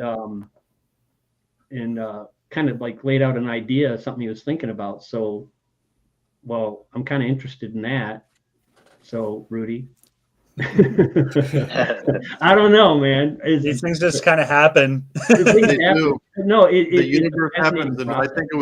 I think it was Smooth that just said the universe works in very Definitely. strange or interesting ways. Same thing. It does. I was thinking, okay, I want to build something. What am I going to build? Okay, a meme coin's probably pretty easy. Literally, like the next day, somebody reaches out to me. Hey, I heard you're like an advisor there with Titan Legends, and you've been talking about doing some building. I've got an idea, and I'm like, well, this is perfect. This is absolutely perfect. So with the Luck Dragon, it turned out to, of course, everything changes as you go, but I didn't know what I wanted to do. Like I didn't know, and then literally just out of the blue, it just comes right in. Yeah, it's fascinating. And I think there's a lot of that in TitanX. There's some people could say numerology, some people could say luck. I don't know, but I love it. So yeah, it's crazy. Like the universe working in crazy ways. Is TitanX launched on my first wedding anniversary, and I woke up that morning. I was like, I told my wife about it. She's like, another crypto project. What the fuck? how much are we gonna lose this time, honey? But you know, like I don't want to get too like philosophical, but like the way that I met my wife was like really like the first day I ever met her. I got down on one knee and I asked her to be my wife. And this is like 12 years ago. There's a picture of it, and then after this, like TitanX is launching on our wedding anniversary. I'm like, yeah, this isn't a coincidence. Like, I'm supposed to be doing this right now. Whoa, bro! You literally met her and proposed to her? Yeah, the same day. Caveman style. He moves fast. Mind, baby. And she said yes or no? She waited. Oh yeah, no, she said yes, but we didn't date for like 10 years, and then like 10 years later we reconnected, and I was like, oh man, I'm fucked. Like I'm here now. I'm getting married. Like this is gonna happen now. Like it's meant to be. So here we go. You started it. That's really cool. So you were day one too. Then you how did you hear about TitanX? Did you hear about it before it launched? No, well, a little bit. I saw some buzz on crypto Twitter with people talking about it, and I would like I said it at the beginning of the stream, but I was like, another crypto project, like whatever, like. And then obviously, like it launched, I market bought, it went up a little bit. I think I sold and created miners after I read the white paper, of course. So yeah, it was definitely day one. And then I like sold everything to get into TitanX. I know how that feeling is. Yeah, on day one, like, you know, I say that Jake sent me the white paper early, right? But he didn't tell me the release date. No one knew. I don't know if anybody knew the release date. So what happened with me personally is it released at like, I don't know, 4 a.m. Eastern time or something like that. I woke up at 4:45 a.m. and I don't normally wake up in the middle of the night ever. And I was like, I just couldn't go back to sleep. I was like, something's happening. I was like, I got to get on my computer. And so I'm like 5 a.m, like just on my computer. I look at TitanX. I'm like, oh, this shit is live. I was like, now I know why I woke up. I'm like, holy crap. Meant to be, bro. Yeah. Wow. So then I spent another hour and a half, 2 hours just like looking at the screen. I was like, okay, what else do I do today? I was like, I'm jacked. It's only 5 a.m. I'm like, it's a random Saturday or whatever it was. I was like, you know, I don't know what to do. Right.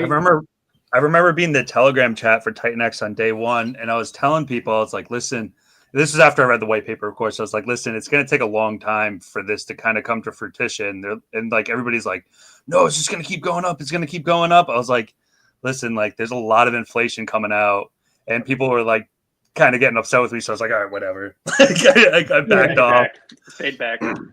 And then it played out over the years, pretty much exactly what I expected to see. And here we are. Like, you know, I think what surpassed my expectation is the whole build on TitanX ethos. Yep. That has absolutely blown up to a level like it's pulling people out that wouldn't normally think about building a project, but they feel like they can do it in a way that's safe, that follows like a certain regimen where, you know, you're getting your audits and, you know, you're working with people that have a proven track record at this point, right? Like, you know, whatever team you're working with, whatever dev you're working with, well, that maybe they've worked in TitanX before. In a lot of ways, they probably have. So it just developed to a level that I wouldn't have ever expected. And now you go look at the top holders of TitanX, and it's all smart contracts, just the way it was meant to be. Yep. It's amazing. Insane, yeah. That's Ted, how did you hear about I Titan? actually saw Jake on a Crypto Kindness stream 3 to 4 months before TitanX. So I was a big Zen guy. When I say big Zen guy, I was probably top 500 holders of Zen with it all my miners because I did max miners and blah blah blah. But so I was always watching Crypto Kindness, and this guy Crypto Bra, like he comes on, he's got like an afro, he's like really really cool guy. So Crypto Bra was on there, Crypto Kindness was on there. I know all these guys. I almost know what they're going to say before they say it because I'm so used to them. And then there's this other guy, Jake, and I'm like, who's Jake? Is he Zen? Like, what is he? And he mostly he asked questions and made comments, and there was no talk about building, and there was no talk about anything like that. And I always wondered, who was that guy? Because people like him tend to be extremely intelligent, but I never followed up. I never tried to follow where he was or what he was doing.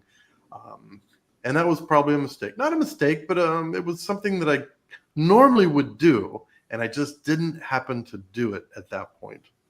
But like I said, it all still works out. The timing, maybe it was meant to be like this. Maybe the timing was meant to be like this. Definitely was, brother. That's why we're all here. We're all here building. We all believe in this. The community believes in this. Like, there's such a strong community here. And like what the other guys were saying at the beginning of the stream is that nothing's ever been done like this in crypto before, period, bar none. Like, you're not going to find this. And to replicate this at this point, it's just not going to happen. No.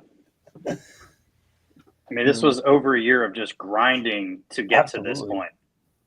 People were making a lot of money early on, and then it just like, all right, where do we go from here? Like, people are we building? Are we, like, what's going on? And then it was like one project came out, another project came out, another project, and now we're at the point where I don't know what 15 or something projects have released in the past month or month and a half or something. It's just insane, and it's only the beginning, man. And like someone was saying, I think Crypto Awesome, you said it. You asked me on our stream. You're like, is there going to be dilution or something to that form with these BOT protocols? Protocol fatigue. Fatigue, right. So what I said is there dilution for all of the projects that have ever been created on Ethereum? No. It's just all of them do what they do. And some are good, some are bad, whatever the case may be. But TitanX, it's the same exact way. Like, every single protocol isn't meant to grab a trillion, isn't meant to grab 10 trillion, isn't meant to, so they're all going to do different things, and they have different time horizons. We see with, Flux and Blaze and stuff, they're long-term inflators. And so some things are going to take longer than others to really get their bearings under them. And, it's all based on what you design and what you put out there. And I just don't see this slowing down anytime soon, because we have multiple builders currently. We have 2 right here that have multiple projects, and a third on the way, and 3 people building their first one. So it's like, I know I'm going to build a second one. I know Colum is. I know Ted is. It's like a matter of when you're going to do it. Yeah. That's what makes me so confident on TitanX as well. I think before, when all the builders weren't kind of as active, when TitanX was low, you could make the argument that TitanX, there was, unsurety about it. But now it's like, okay, even if we go into the bear market, I 100% believe it's going to be a 2-cycle coin, a 3-cycle coin. It's going to be here for the long term, because all the builders are here, and they're just going to keep building cool stuff, using people's ideas, innovating, and making just this whole network work. And that's what I'm so excited for, because I think next cycle is going to be even crazier than this one, because there's going to be even more builders, and we're going to have dialed in the tokenomics to make everything even more perfect. So, yeah, I think Smooth, that's a really good point. Hey, and not to mention all of this to throw on top of miners on TitanX becoming profitable again. We don't even talk about that. We never talk about it. but it at a certain point, it absolutely will become profitable again. There's no way it's not. So it's like, what does that look like for the ecosystem when profitable?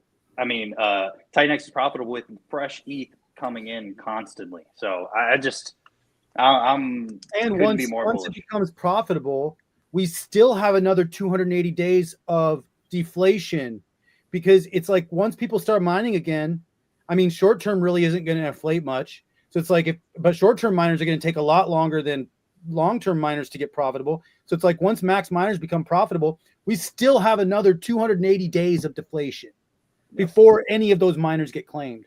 So it's like our deflation is going to be but that's what the hyper deflation part is. So I'm really bullish on this whole thing. Yeah, and especially long term. Like we're all long term guys. Like that's why we're doxing ourselves and be out there like publicly. It's like we're not sitting here like flash in the pan stuff, and we can see the long term potential for TitanX. So yeah, man, I'm here forever. It's like well, who knows? Maybe we build on other chains, but now with we'll see how X28 goes and all that stuff. Now we can kind of like open up to everything. Like whatever ideas are in our head, maybe those will all be possible on any chain that we want moving forward. Yeah, and one thing I'll add to it as well is, I don't know if you guys know this, but Alien X, right? They have LPs on Pulse Chain currently. Dragon X has LPs on Pulse Chain currently. So it's like we're going on different chains whether we like it or not, right? There's people that are bringing in TitanX, Dragon X, Alien X, and all this other stuff is eventually going to be on other chains whether we want it or not, right? And so it's going to be crazy to see what cross-platform, cross-network, cross-blockchain liquidity pairs and liquidity and how all that works. It's just crazy to think. And also with TitanX miners becoming profitable again, and one of the things Jake said, it's like if all of the economic energy came in and minted right now or whatever, it'd be 280 days of waiting for it, but it only inflated like 10 to 12 trillion, which is hundreds and like just thousands of ETH coming in. It only inflates at 10 to 12 trillion. Like, right, that is mind blowing. It's insane. Yeah, it's such a small percentage of the total supply at that point because of the minor difficulty. Yeah, it's going to be amazing to watch that, and I think quite frankly we'll be very thankful to have some of that supply coming on the market for participation with other protocols, etc. Sure, it's not going to get recognized like Jake brings this up a lot, but like Solana, right? Solana inflates at, I forgot what it is, millions a day, $1 million a day. It's insane. Yeah, and we don't have that because we're not relying on, like, our network is ETH, right? We don't have to inflate to reward validators, etc. So that brings the topic of like when a TitanX L1 comes out, like what is that going to look like? A deflationary L1 where the gas token is deflationary? We might get an L1. Jake's been teasing that. He's been teasing it, yeah. Like, what does that look like? Like, what does it look like? We're so early.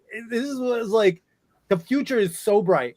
I don't care if we're in red days, whatever, but the future is really bright. Yeah, I mean, we've been really pushing hard this past couple weeks on Twitter and the marketing and the talk about TitanX. It was like we only need a little bit of push and we grow. I mean, we've seen the numbers grow. Like slow is better than, slow growth is better than no growth. And we have every single day, whether it's one person, 10 people, 20 people, whatever the case may be, they're getting into TitanX. And those people, odds are, have friends in TitanX or friends in crypto. So it's like it's going to be a revolving door with TitanX being mintable, right? Mineable, TitanX going not profitable, and it's just going to go in these waves. And the thought of an L1 is just wild. I don't even want to think about that at a certain point. That gets to be mind blowing. Yeah, it really does. I mean, I had super excitement as being a day one Zenian. I think my C rank, if that was called, was 556. I just got lucky. Like, I don't know how I got that. That's very low for Zen, because it went up to like 250,000 the first day or something like that. But I was thinking, what could this be? I've always been a very optimistic person. If you ever hear me talk, or even today, like I'm a very optimistic person. Not everything works out well, but I tend to, when things are starting to not go well, I make quick moves. Like I don't try to make things good if they're not good. But my optimism never left, even though I went and I built on another chain. And Baby Dragon X, for days at a time, there was no swaps. The most common question in the Baby Dragon X chat was, "Is the coin still trading? I can't find it on Deck Screener." So we loved it. So we made a special filter, Deck Screener, and we told people, if any coin on Deck Screener, or if any coin does not trade in 24 hours, you have to use the full link. So and that filter is still in there, because for often it would just be days and days at a time. Nobody would sell. I don't think we ever went below $47,000 market cap. And 47,000. Just think how low that number is compared to like 1.3 million today. We went up to like 40%, and something happened. I don't know what happened, but something happened in the last 24 hours. Your scale stream where you gave away, you burned a whole bunch of stuff. I think I was burn party. Well, but it's not. I mean, it's not just us. Everything went up. Like everything. Yeah. I tweeted earlier. Everything went green. And, it was very lucky. It was the 8th, it's December 8th. Did that have anything to do with it? So, yeah, I don't know. I just think we're in the right place at the right time. That's how I agree. Yeah. It is strange. Like, we're all talking about how bullish we are on TitanX, and then we've just had this huge correction. And it feels like a lot of people aren't on board, but hopefully people start realizing and they start having the same thought process as we do. Because when it's at these low periods, it makes me more bullish because we're burning more. Buy and burns can do more, we're burning more, so the slingshot is much higher. But then you go on Twitter and people are worried, and it's like, come on, nothing's changed. This is going to be insane. So yeah, I can't wait. I can't wait. They're like, oh well, the circulating supply is going down. Why isn't the price running 1,000x yesterday? You're like, dude, relax. It's all good. Like no one here has said like, hey, we're trying to make a quick 2x off of TitanX. Like no one is even thinking that short term. We're talking about years from now. So I don't know. I made a 3x on my Baby Dragon X. I made a 3x and got into Helios. I was like, ooh, all right, I made a little bit of money, right? It's like, not bad. Helios was great. Helios, you also probably did okay on Helios, even though the gas. No, actually, because it was a 5-to-1 ratio in Helios early on. And now it's basically 1-to-1, which, hey, I still am very bullish on Helios. Don't get me wrong. Me too. But it was like bad move to fully fade. And, that's a lot of these people, a lot of the Jeets that just happened, created these red candles. They got rid of their moon bags. Yep. So a lot of these people did, and they're out. And it's like, well, now that they're out, there's not that many people wants to sell right now. It's like, that's what it was a good buying opportunity. I'll tell you what we did. I mean, obviously, we've got this thing called the Dragon's Hoard, right? We got this idea from Smaug in Lord of the Rings. So when everything was way up, what did we do? We sold a little bit of everything, and we moved it into ETH, then we moved it into USDC, and as things dropped, we started buying back in. We just started to DCA back in. And so we're just kind of waiting. As we're building, we're building project number 3. Now we're just waiting for more things to take off. I personally don't want things to go too fast.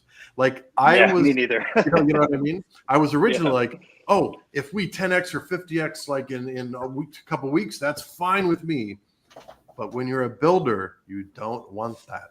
You don't want that. So my mentality has changed quite a bit over these months. I'll take a 10x. Yeah, right. Of course, I'm not going to refuse a 10x. Of course, I'm not going to. That would make the buy and burns 10 times more bigger. That would make the treasury in Awesome X 10 times bigger. It would make the launch pad 10 times bigger. It's like, even 3 times bigger. It's like, Yeah. now that I'm building, it's like I'm literally like all in again. Like, oh crap, here we go. Like, Here we go again. Right. it ain't cheap. It ain't cheap. But you know what? It's worth it because what else am I gonna do right now? Like, no rest till Make a 2022. movie. Check the generator. I do got to Dave, check Yeah. your generator, Dave. Check your generator. Nice. Generator. You know what? I got my electrical pole turned on, Oh, you But did? now- Oh. but I have a extension cord coming from the electrical pole to my house right now. So I literally have I had to run out. My generator still runs my well, but I had to run out and check and see if my breaker was flipped because everything turned off right when I tried to jump on. The whole house turned off because it's an extension cord. Like, I literally do not have this hooked up yet, like real electricity, but at least I have some power. I got a heater, so that's nice. Do you have He's a fire off grid. I extinguisher? mean, I love Dave. Dave is off grid. I am impressed as hell with Dave. I can't wait to come see your place and like the orchards and things that you told me about. I literally cannot wait.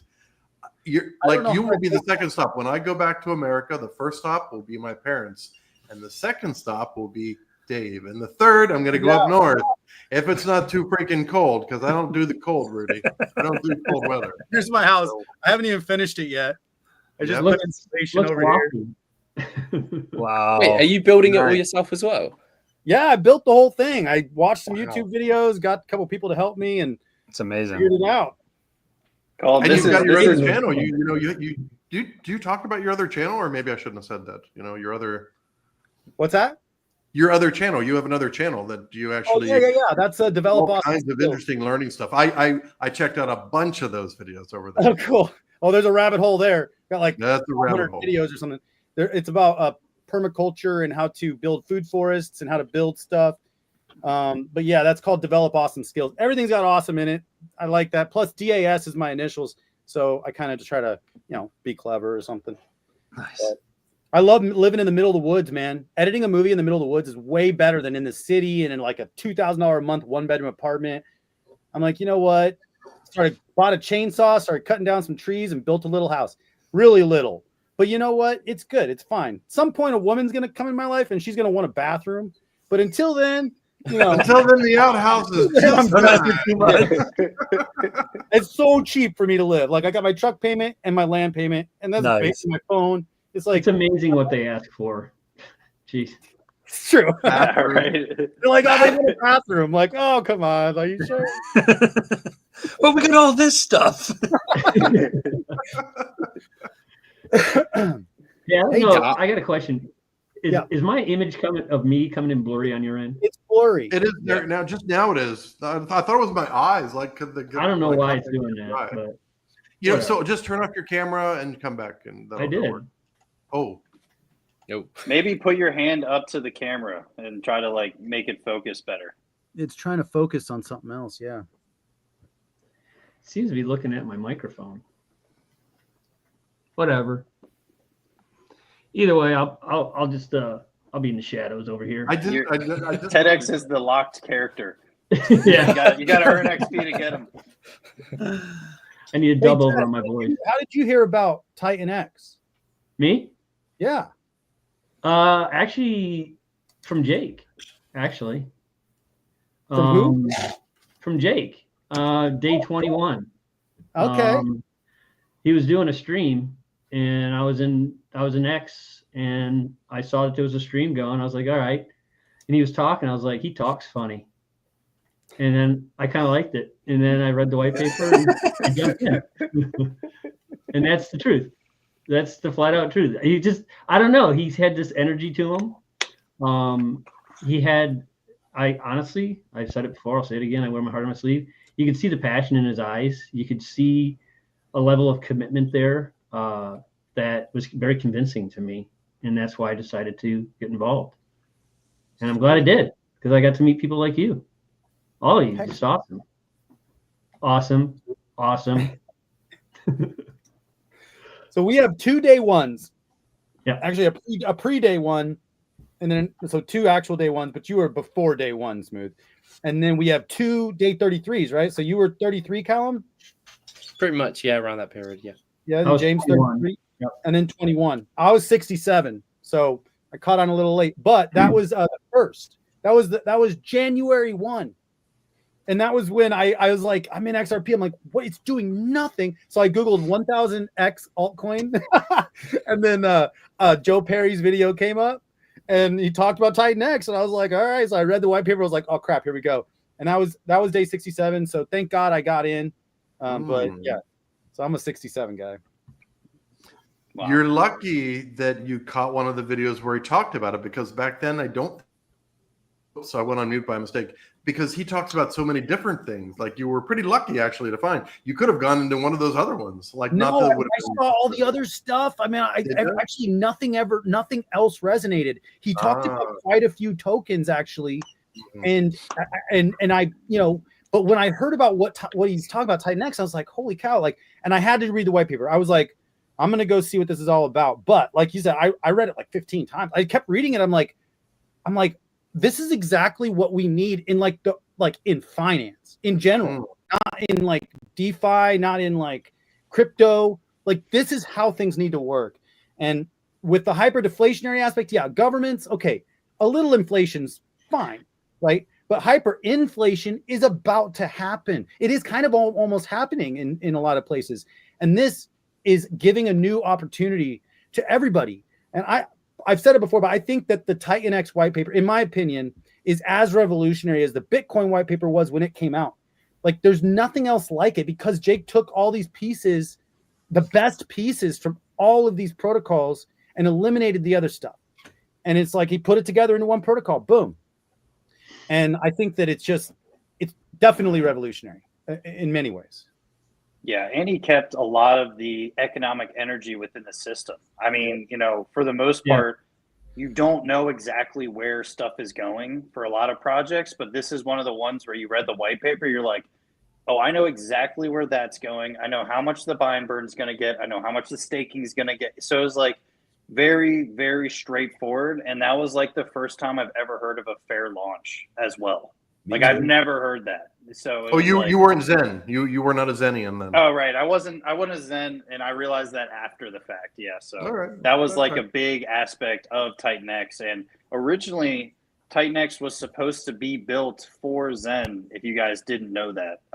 This was a very early on thing that I was getting so much hate from Zenians, right? That saying like, Jake was supposed to build that over here. Like, what is he doing? You know, this and that on ETH. And I'm like, look, I don't know what to tell you. I don't have the answer. I was like, I'm just here participating in TitanX. Like, I'm sorry he didn't build it on Zen, but what he told me was it wouldn't have worked as good. It wouldn't have worked as good at all.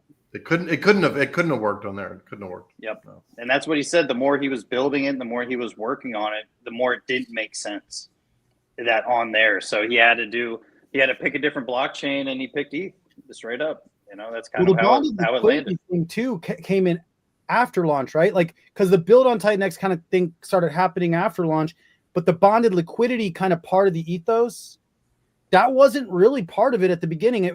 Necessarily. I mean, maybe. Yeah, it wasn't anything else to bond with. Like, well, there was nothing else to bond with. But now that once the bonded liquidity thing happened, it was like, oh. Even that, because with Zen, what did they do when they went out to other chains? Like, there would be other LPs that weren't connected. Yeah. And so that's the difference here, is everything is connected. Now, it's connected so much that when TitanX goes down, everything goes down. But when TitanX goes up, you know, it's the lever. It's a lever both ways. And so we got to understand those mechanics so we're not freaked out when things go down. But yeah, such a good point. I think people need to understand this is crypto. It's leverage. You can lose stuff. Don't expect it to just go in one direction the whole time. And it's healthy to have pullbacks. It's very healthy to have pullbacks. Definitely. Like Hex. Eric always posts about Hex because he was early into it, but that had multiple 50 to 8% pullbacks, and then it did a 10,000x. So it was like a 10,000x, right? But it was McKinsey posted that. She said there was 13 70%.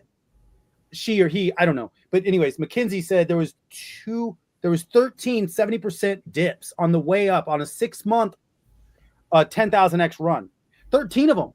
It's like, wow. And we don't even have to do a sacrifice in order to get that same scarcity, because everything that we're doing doesn't need that sacrifice because we're burning the crap out of it all. We sacrifice sleep, and when we Well, do protocol, that's the sacrifice. Exactly. I got some good news. We briefly touched over 400 viewers. Wait, So nice, very nice. Yeah, we're right now sitting at a nice 398. What's up, everybody? Thanks for joining.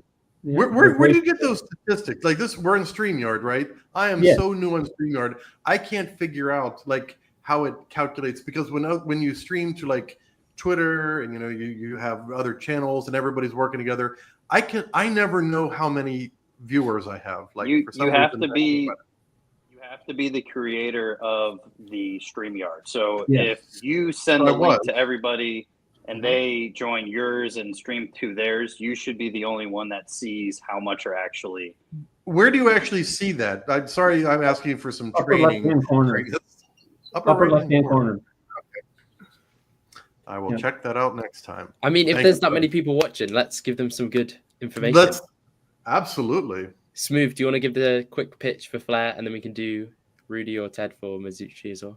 Sounds good. Yeah. Give me 2 seconds. My AirPod died. Leave it to Caleb to keep the stream on track. Very nice, Caleb. Okay, nice. We'll let Rudy and Ted go first, guys. Give us the pitch. Why should people be looking at Mizuchi and being looking forward to it? So we haven't put out that much information about it. I did cover a little bit earlier on the stream, but essentially what Mizuchi is a further innovation on the hybrid NFT concept.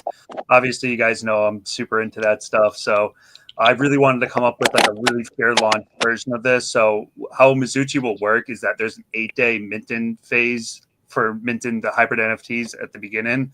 And what happens is that people will mint the NFT and they'll also mint tokens to a vault. So those NFTs will become interswappable with with the tokens in the vault. They're always backed by X amount of tokens. So what this does is it helps to lock up an insane amount of supply. On top of that, after the 8 days, we go into perpetual auctions, and those auctions get fed by obviously people participating, a really aggressive 88% buy and burn, and another piece of secret sauce that I haven't talked about yet. But the idea behind it is for it to become a really sustainable long-term protocol with a unique dynamic of being able to lock up the supply in NFTs and also help to strengthen the liquidity between the different pairs that Mizuki will have. So there's going to be an X28 Mizuki pair. There's going to be a TitanX Mizuki pair, and also a Titan Legends Mizuki pair.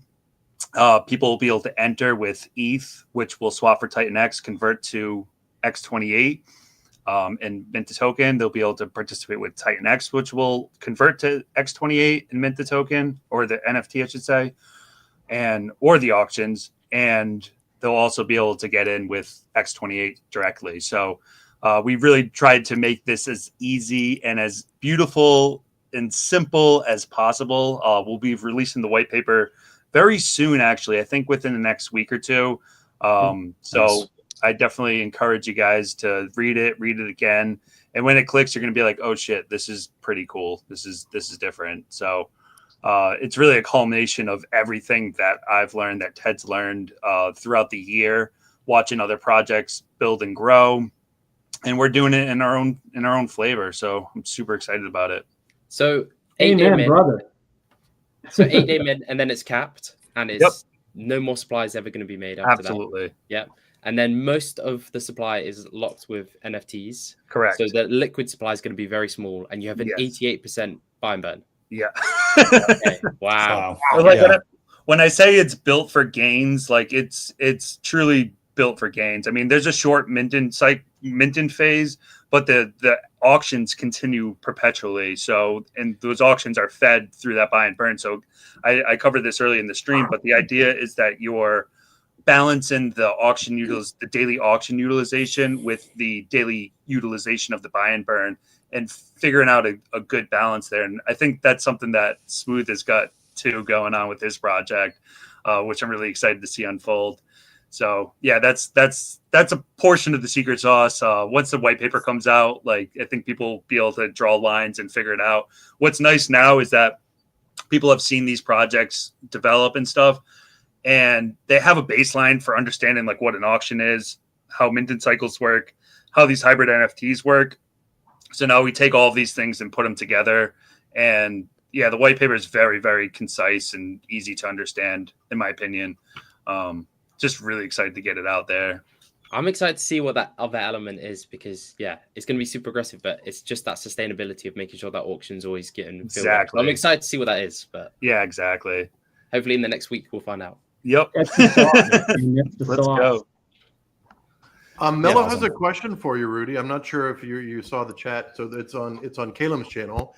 When the auction kicks on, where do those initial tokens come from, or is it from when people burn their NFTs? So there's a one-time mint to fuel the initial auctions, which is 8% of the total supply at the end. Like at the end of the 8-day initial mint cycle, 8% of the total supply will be minted to fuel the initial auctions, as well as the buy and burn is constantly filling the auctions. And then there's one little piece of this that I haven't talked about yet, but that will also fuel the auctions. And also we have the Mizuki from the V3 LP pair also fueling the auction. So there's essentially 4 streams fueling those auctions. Does it have a tax on? No tax. No, Okay. no tax. You can't do No tax. tax. Oh, yeah. You are so brave. No tax. No taxes. Well, I mean, when Nice. you're on V3, you can't do tax. Well, that's true. No, you can't. Well, No. I mean, there is like a tax through like the NFT token swapping, similar to Titan Legends, but that's it. Basically, like there's no actual tax on the token. I really like the idea of like seamless trading with a zero tax token and the V3 pools, particularly. I think that there's a lot of advantages there for what I'm trying to do with this project. Yeah, and not to mention being V3, you have the option or the ability possibly in the future to get on farms as well. So yeah, I think that's a huge aspect of being V3. That's a good point. Yeah, as well. Yeah, the way that the V3 pair is handled too, I'm kind of saying more than I even want to say, but the way that the V3 pair is handled, the main Mizuki X28 pair, the fees in Mizuki are fed back into the auctions, and then the X28 is fed back into the buy and burn. And then also the buy and burn has a liquidity injection to the Mizuki TitanX pair. So the idea behind that is if people want to exit, it's similar to Shogun, but if people want to exit to TitanX, it won't strain that X28 pair as much. Mm-hmm. They should be roughly equal in size, the X28 and the TitanX pair, but they'll find a way to balance out, obviously. So That's Rudy, awesome. this is like being in court. You know, you're up in the stand. You don't want to say too much, but then there's that really good attorney, and he or she just keeps asking like some questions, and they just keep talking and talking and talking. You went from like when I did an hour and a half ago. We're not saying anything. Like that's it. That's all you get. Now we get more and more and more and more and more. Well, you got to stay till the end of these streams, guys, because the real alpha is like, well, it's all throughout, but like. Anyways, thanks for coming. Good stuff happens. I gotta let the dog out. That's awesome. Well, yeah, I'm super excited. Like me and Ted talked about this before. We're like, yeah, we definitely need to start like at least getting some details out there. Again, once the white paper comes out, it'll be like all out there. It's super detailed, like where every dollar is going is detailed in the white paper. I think that's really important for people to understand like how their capital is being allocated, right? And the idea behind this too is what's really nice with the 8-day minting phase. It's all 1-to-1. So everybody that gets in the first 8 days have an exact equal cost basis. Oh, cool. And yeah, and the secret sauce is that the ratio should actually hold above 1-to-1. So there'll be a little bit of arbitrage there in the first 8 days. And then after that, when the auctions kick in, it should all kind of equilibrate. Sweet. That's awesome. Yeah, I'm excited. That's sick. And it's going to be coming early next year. Yes. Yeah, we're well into development. We're well into front end design. Yeah.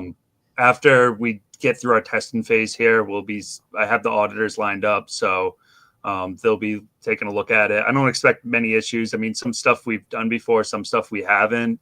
But I've been working with the same dev for the last year. I got really, really lucky to find him. He's actually the guy that did E280 and some other protocols. Scale, and he did Scale. What else did he do? He did I a lot of can't- stuff. He does it. He did like literally so many. So I dragged him into this too. Like before this, I asked him about doing some quasi projects, like different projects and stuff, and he's like, yeah, I just like to kind of do what I do, and now he does everything, and he's really, really good. So He did the hybrids too, the Awesome X hybrids. he did. Yep. Yeah. He's been doing a lot of stuff. So That's awesome. He's a great dude.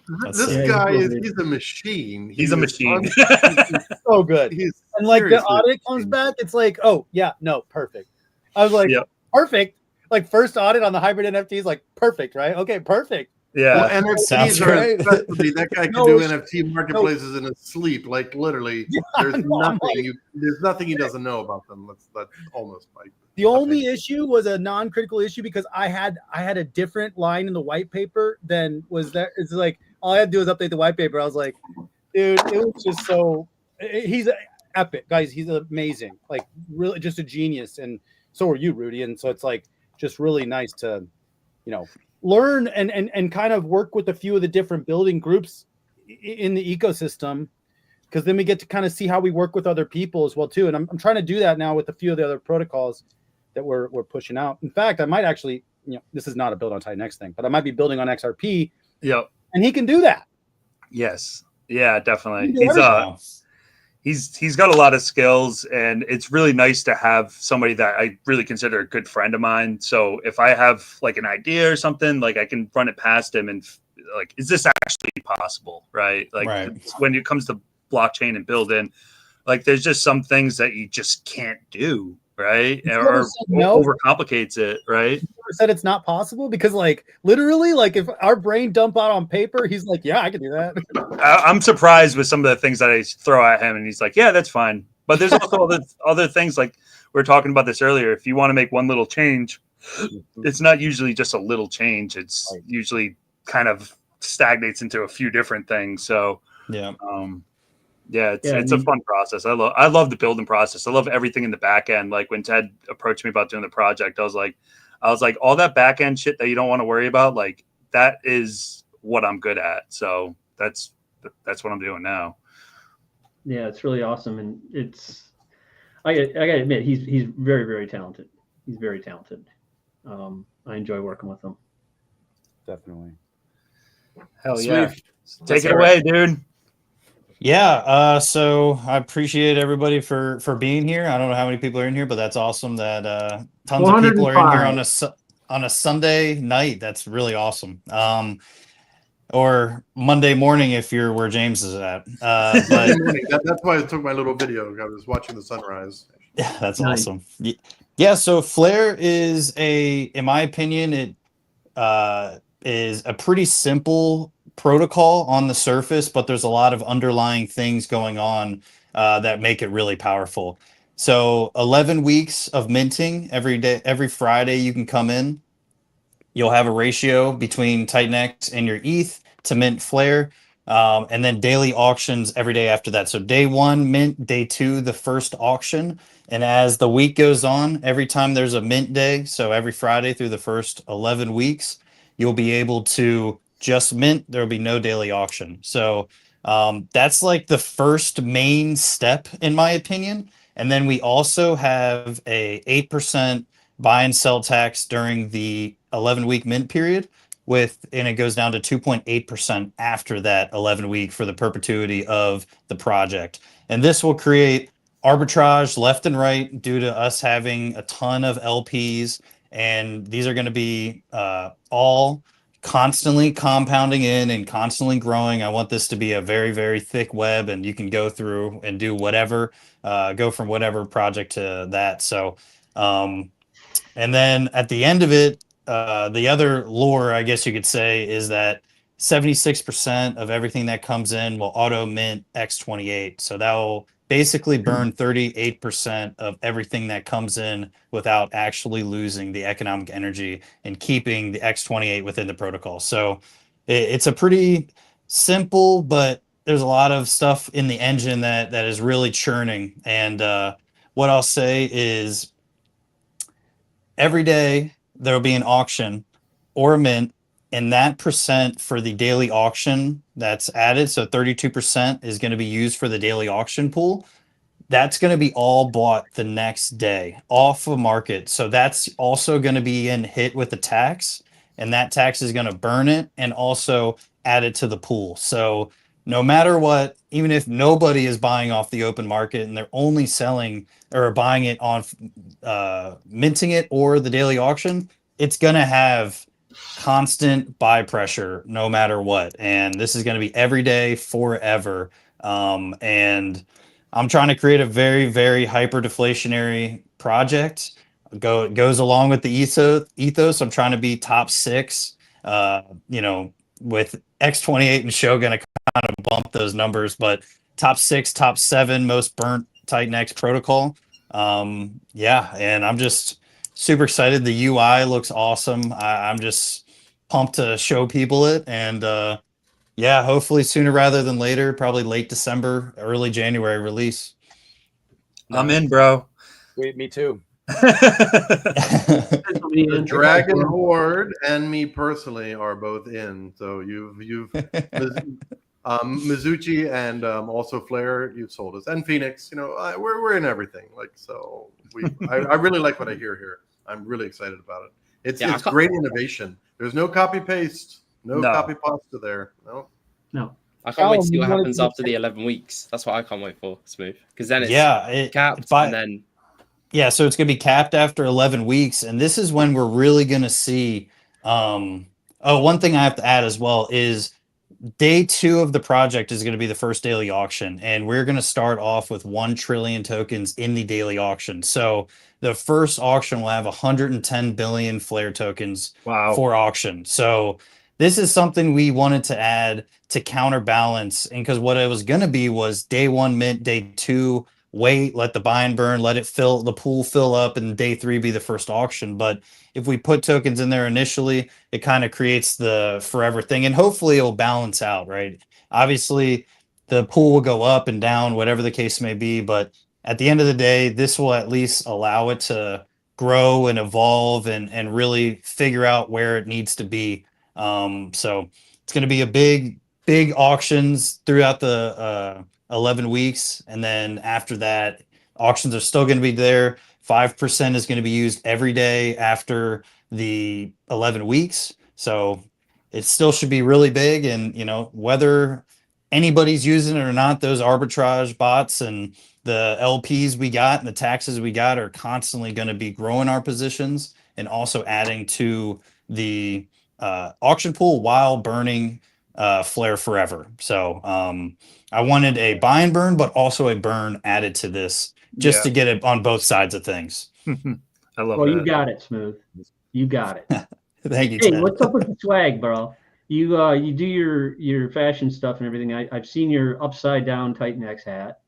You got your Flare hat and everything. I heard you say in a previous stream that you were thinking about maybe getting a couple made and maybe trying to stir some interest into Flare, and you got some plans for maybe getting some hats and stuff like that, I hear.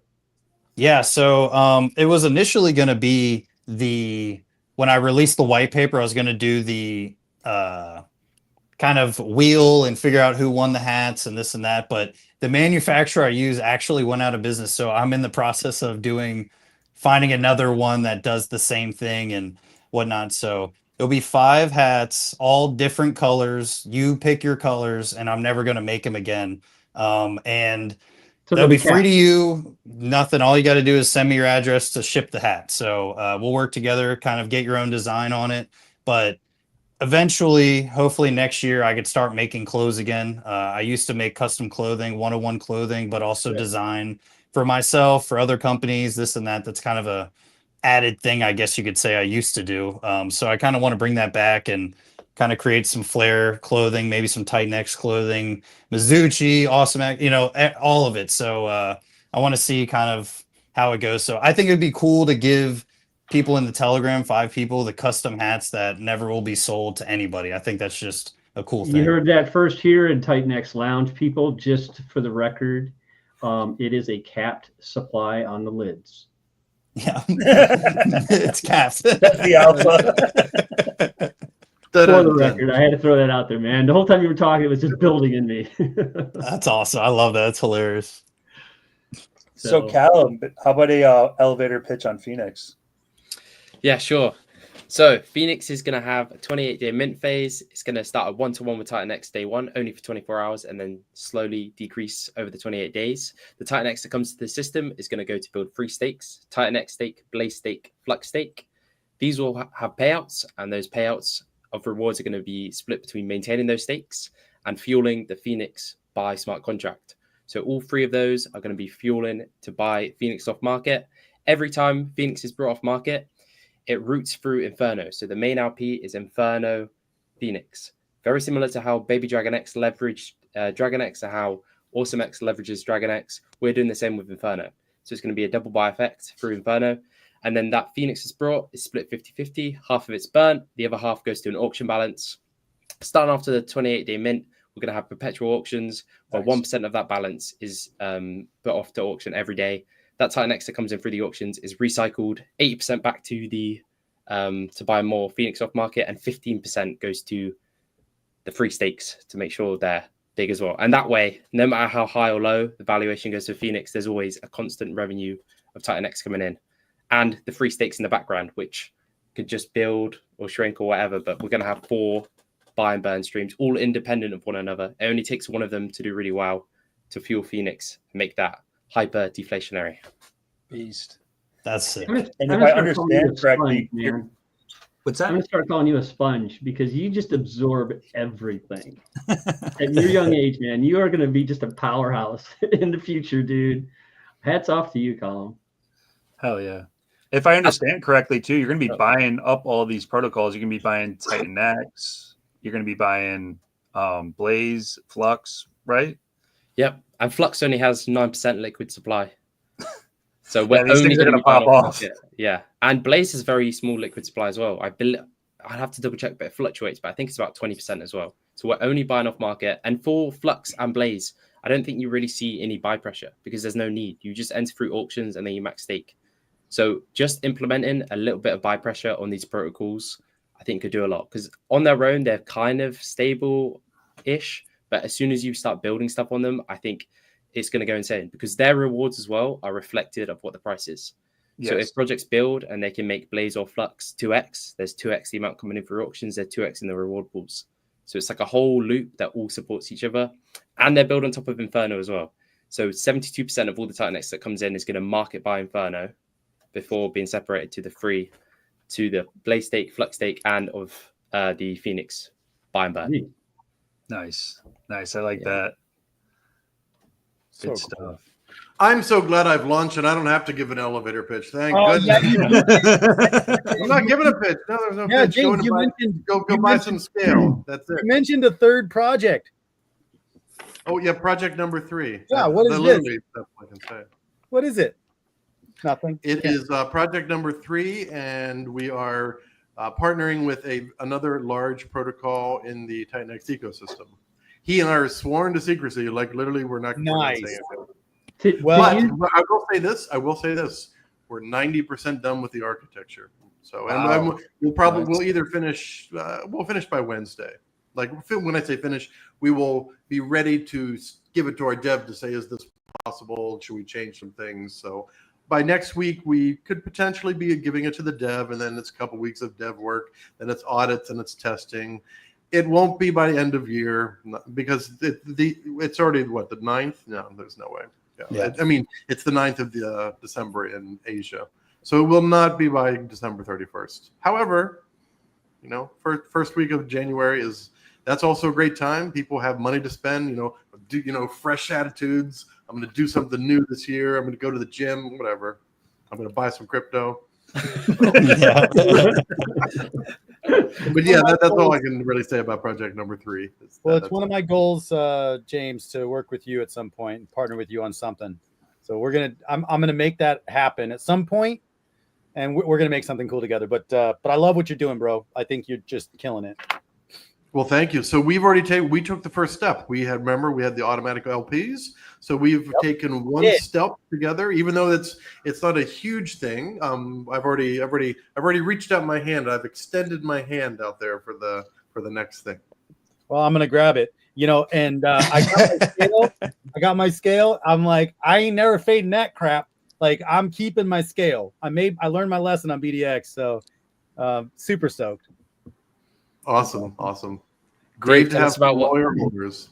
Dave, tell us about because you're planning a lot of projects. So talk us through all of them. Yeah, well, we launched the hybrids, the AwesomeX hybrids, but it was it wasn't a stealth launch. It just wasn't. I didn't put too much hype behind it.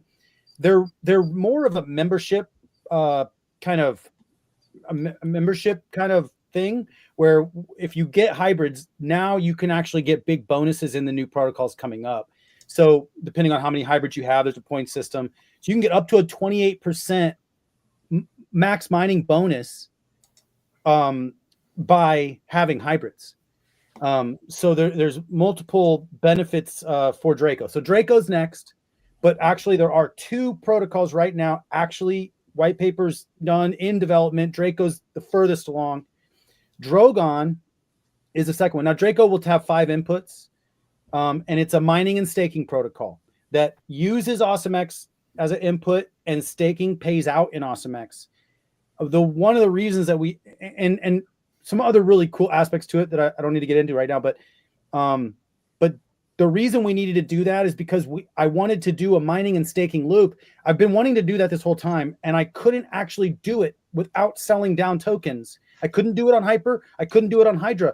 If you're trying to, I couldn't do it on these other protocols. I could do it on HLX, but that would have to get approved by the DAO. And right now we haven't had that discussion. So I needed something to do it on. So Draco is really a infrastructure piece for AwesomeX. It's going to allow multiple protocols to get built. It's also a forever mint. It's not going to have a cap supply, but it is, it gets really expensive over time. I mean, it's very deflationary, even though it doesn't stop minting. But it does, or mining. It's not minting, it's mining.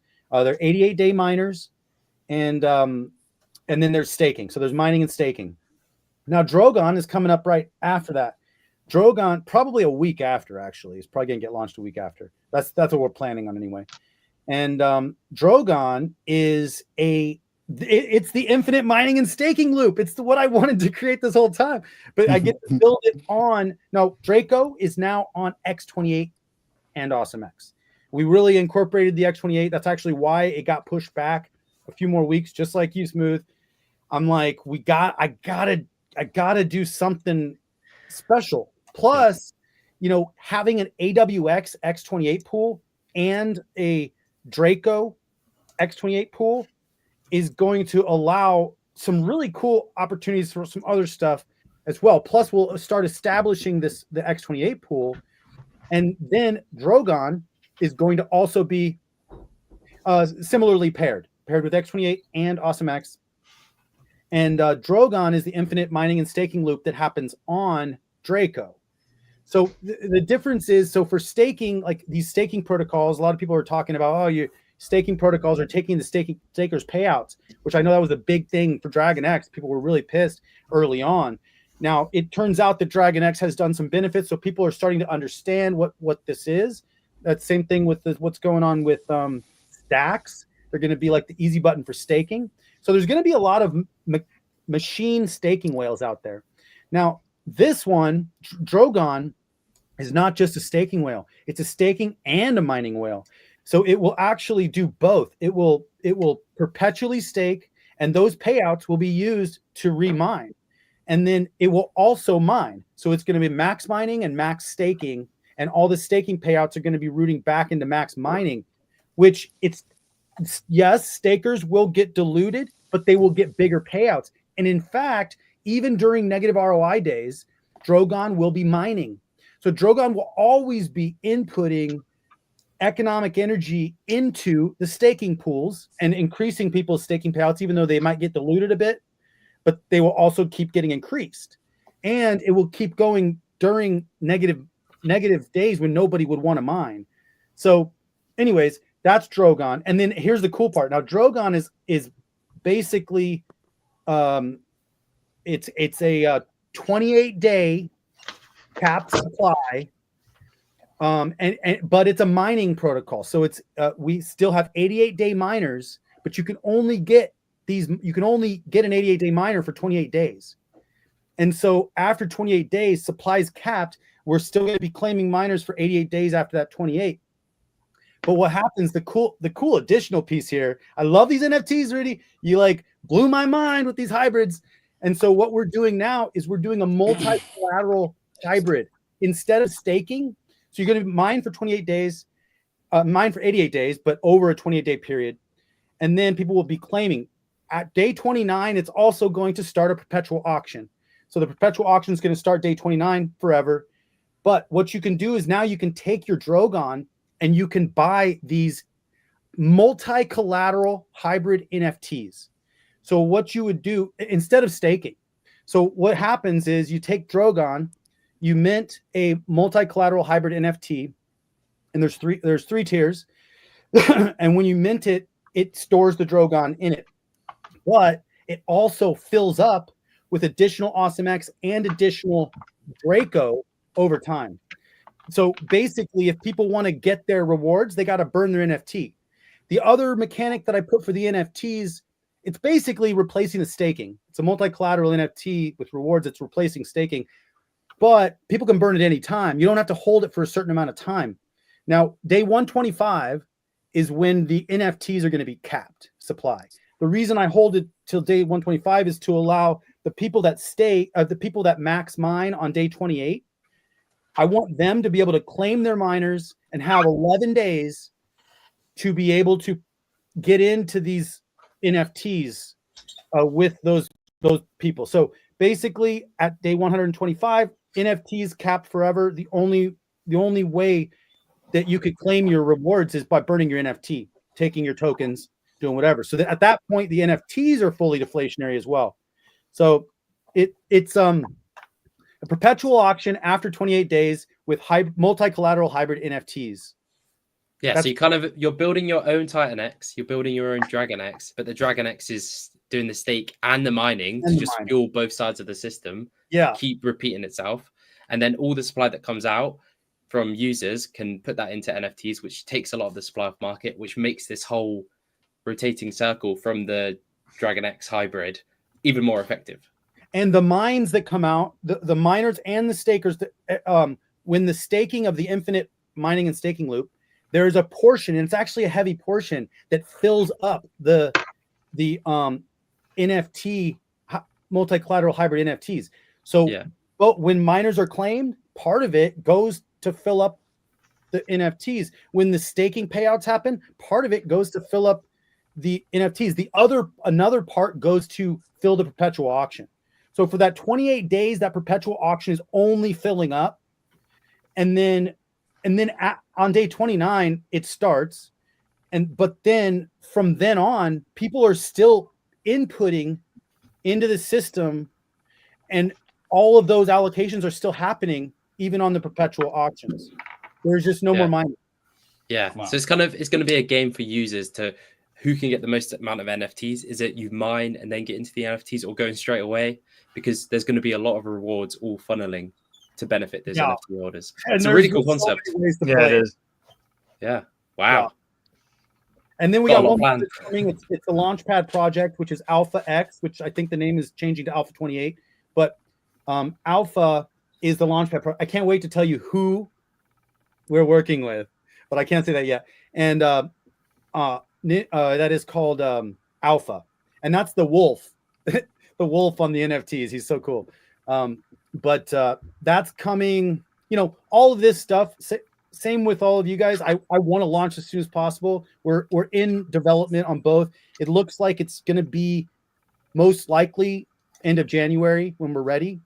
And then Drogon is planned to release 1 week after Draco, if everything lines up. So Nice. yeah. Wow. Wow. A lot of projects coming out. Yeah. A lot of stuff going on. Yeah, I'm there full is. time crypto now. It's like I still got a movie to edit, but I'm literally spending way more than full time hours on crypto. I can't Oh, stop reading definitely. and writing them. Like for some reason, it's like happening. You guys are all inspiring me. My brain is like dumping. You Wow. caught the bug. You have absolutely caught the bug. Dave is building. Dave is cooking something. Yep. He's really cooking. Jesus, he's out there like flying.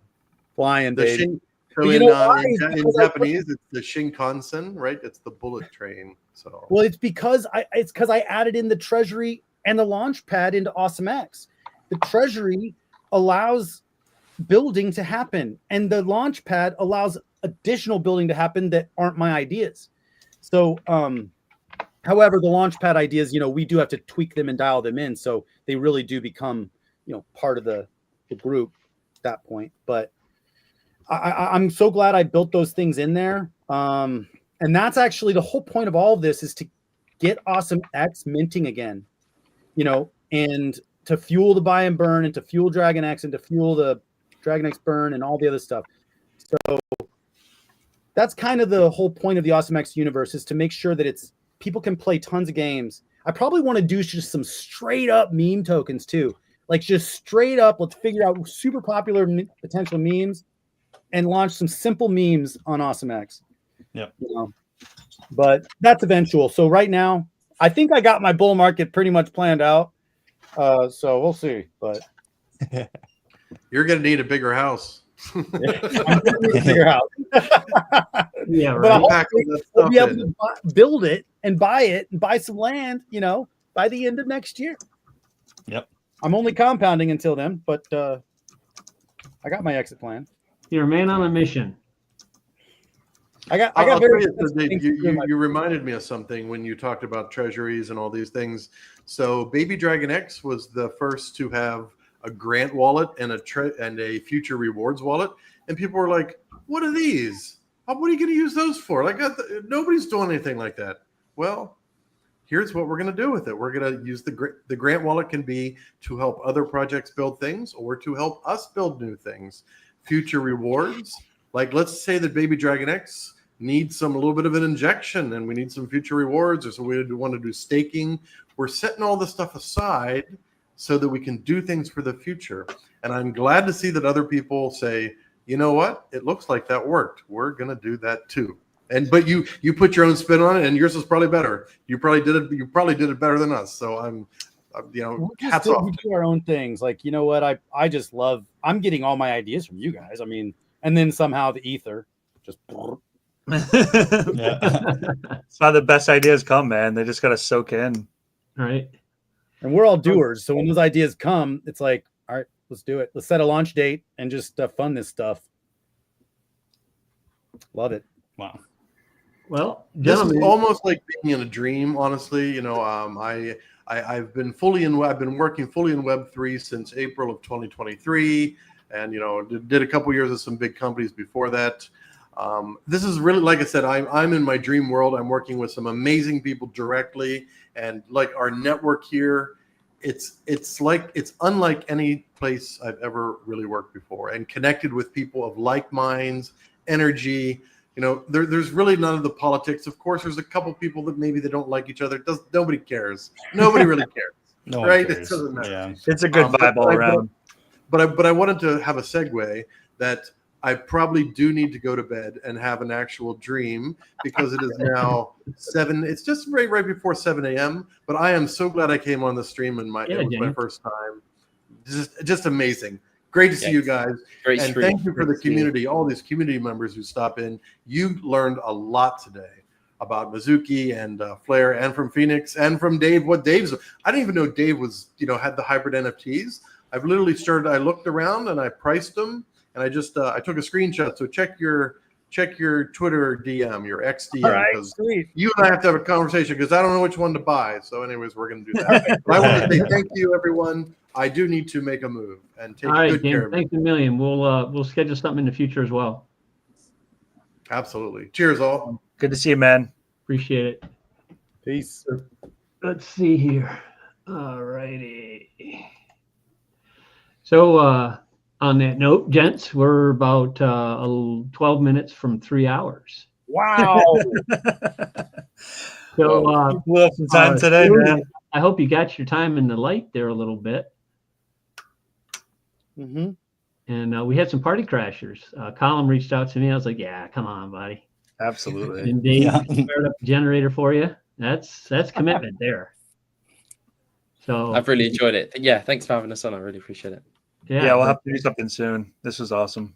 Yeah, this is a great, and that's a nice vibe about the lounge. There really is no objective. There's no key point. It's just a way to exchange information and get it out there.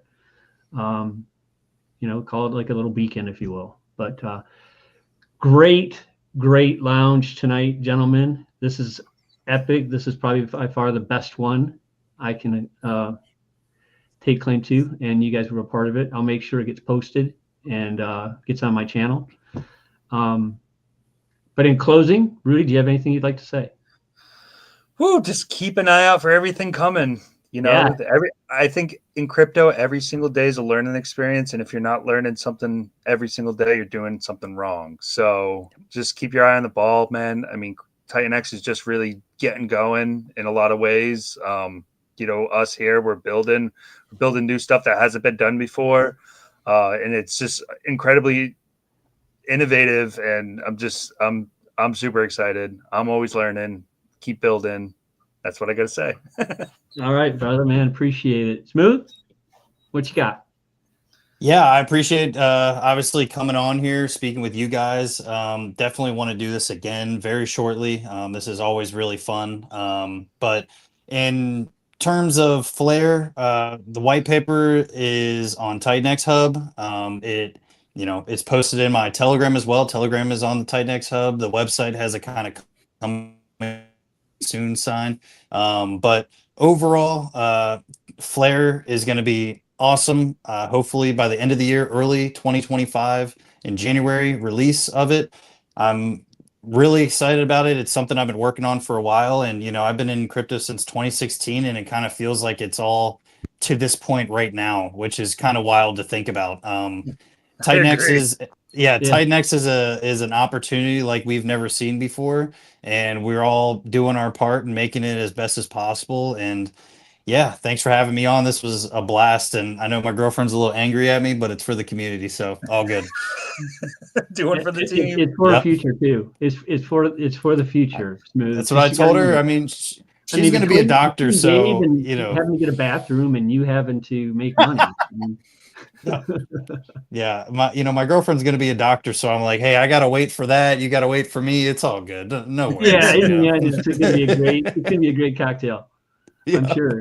I'm sure. Well, I'm really honored that you got a chance to get on here, Smooth.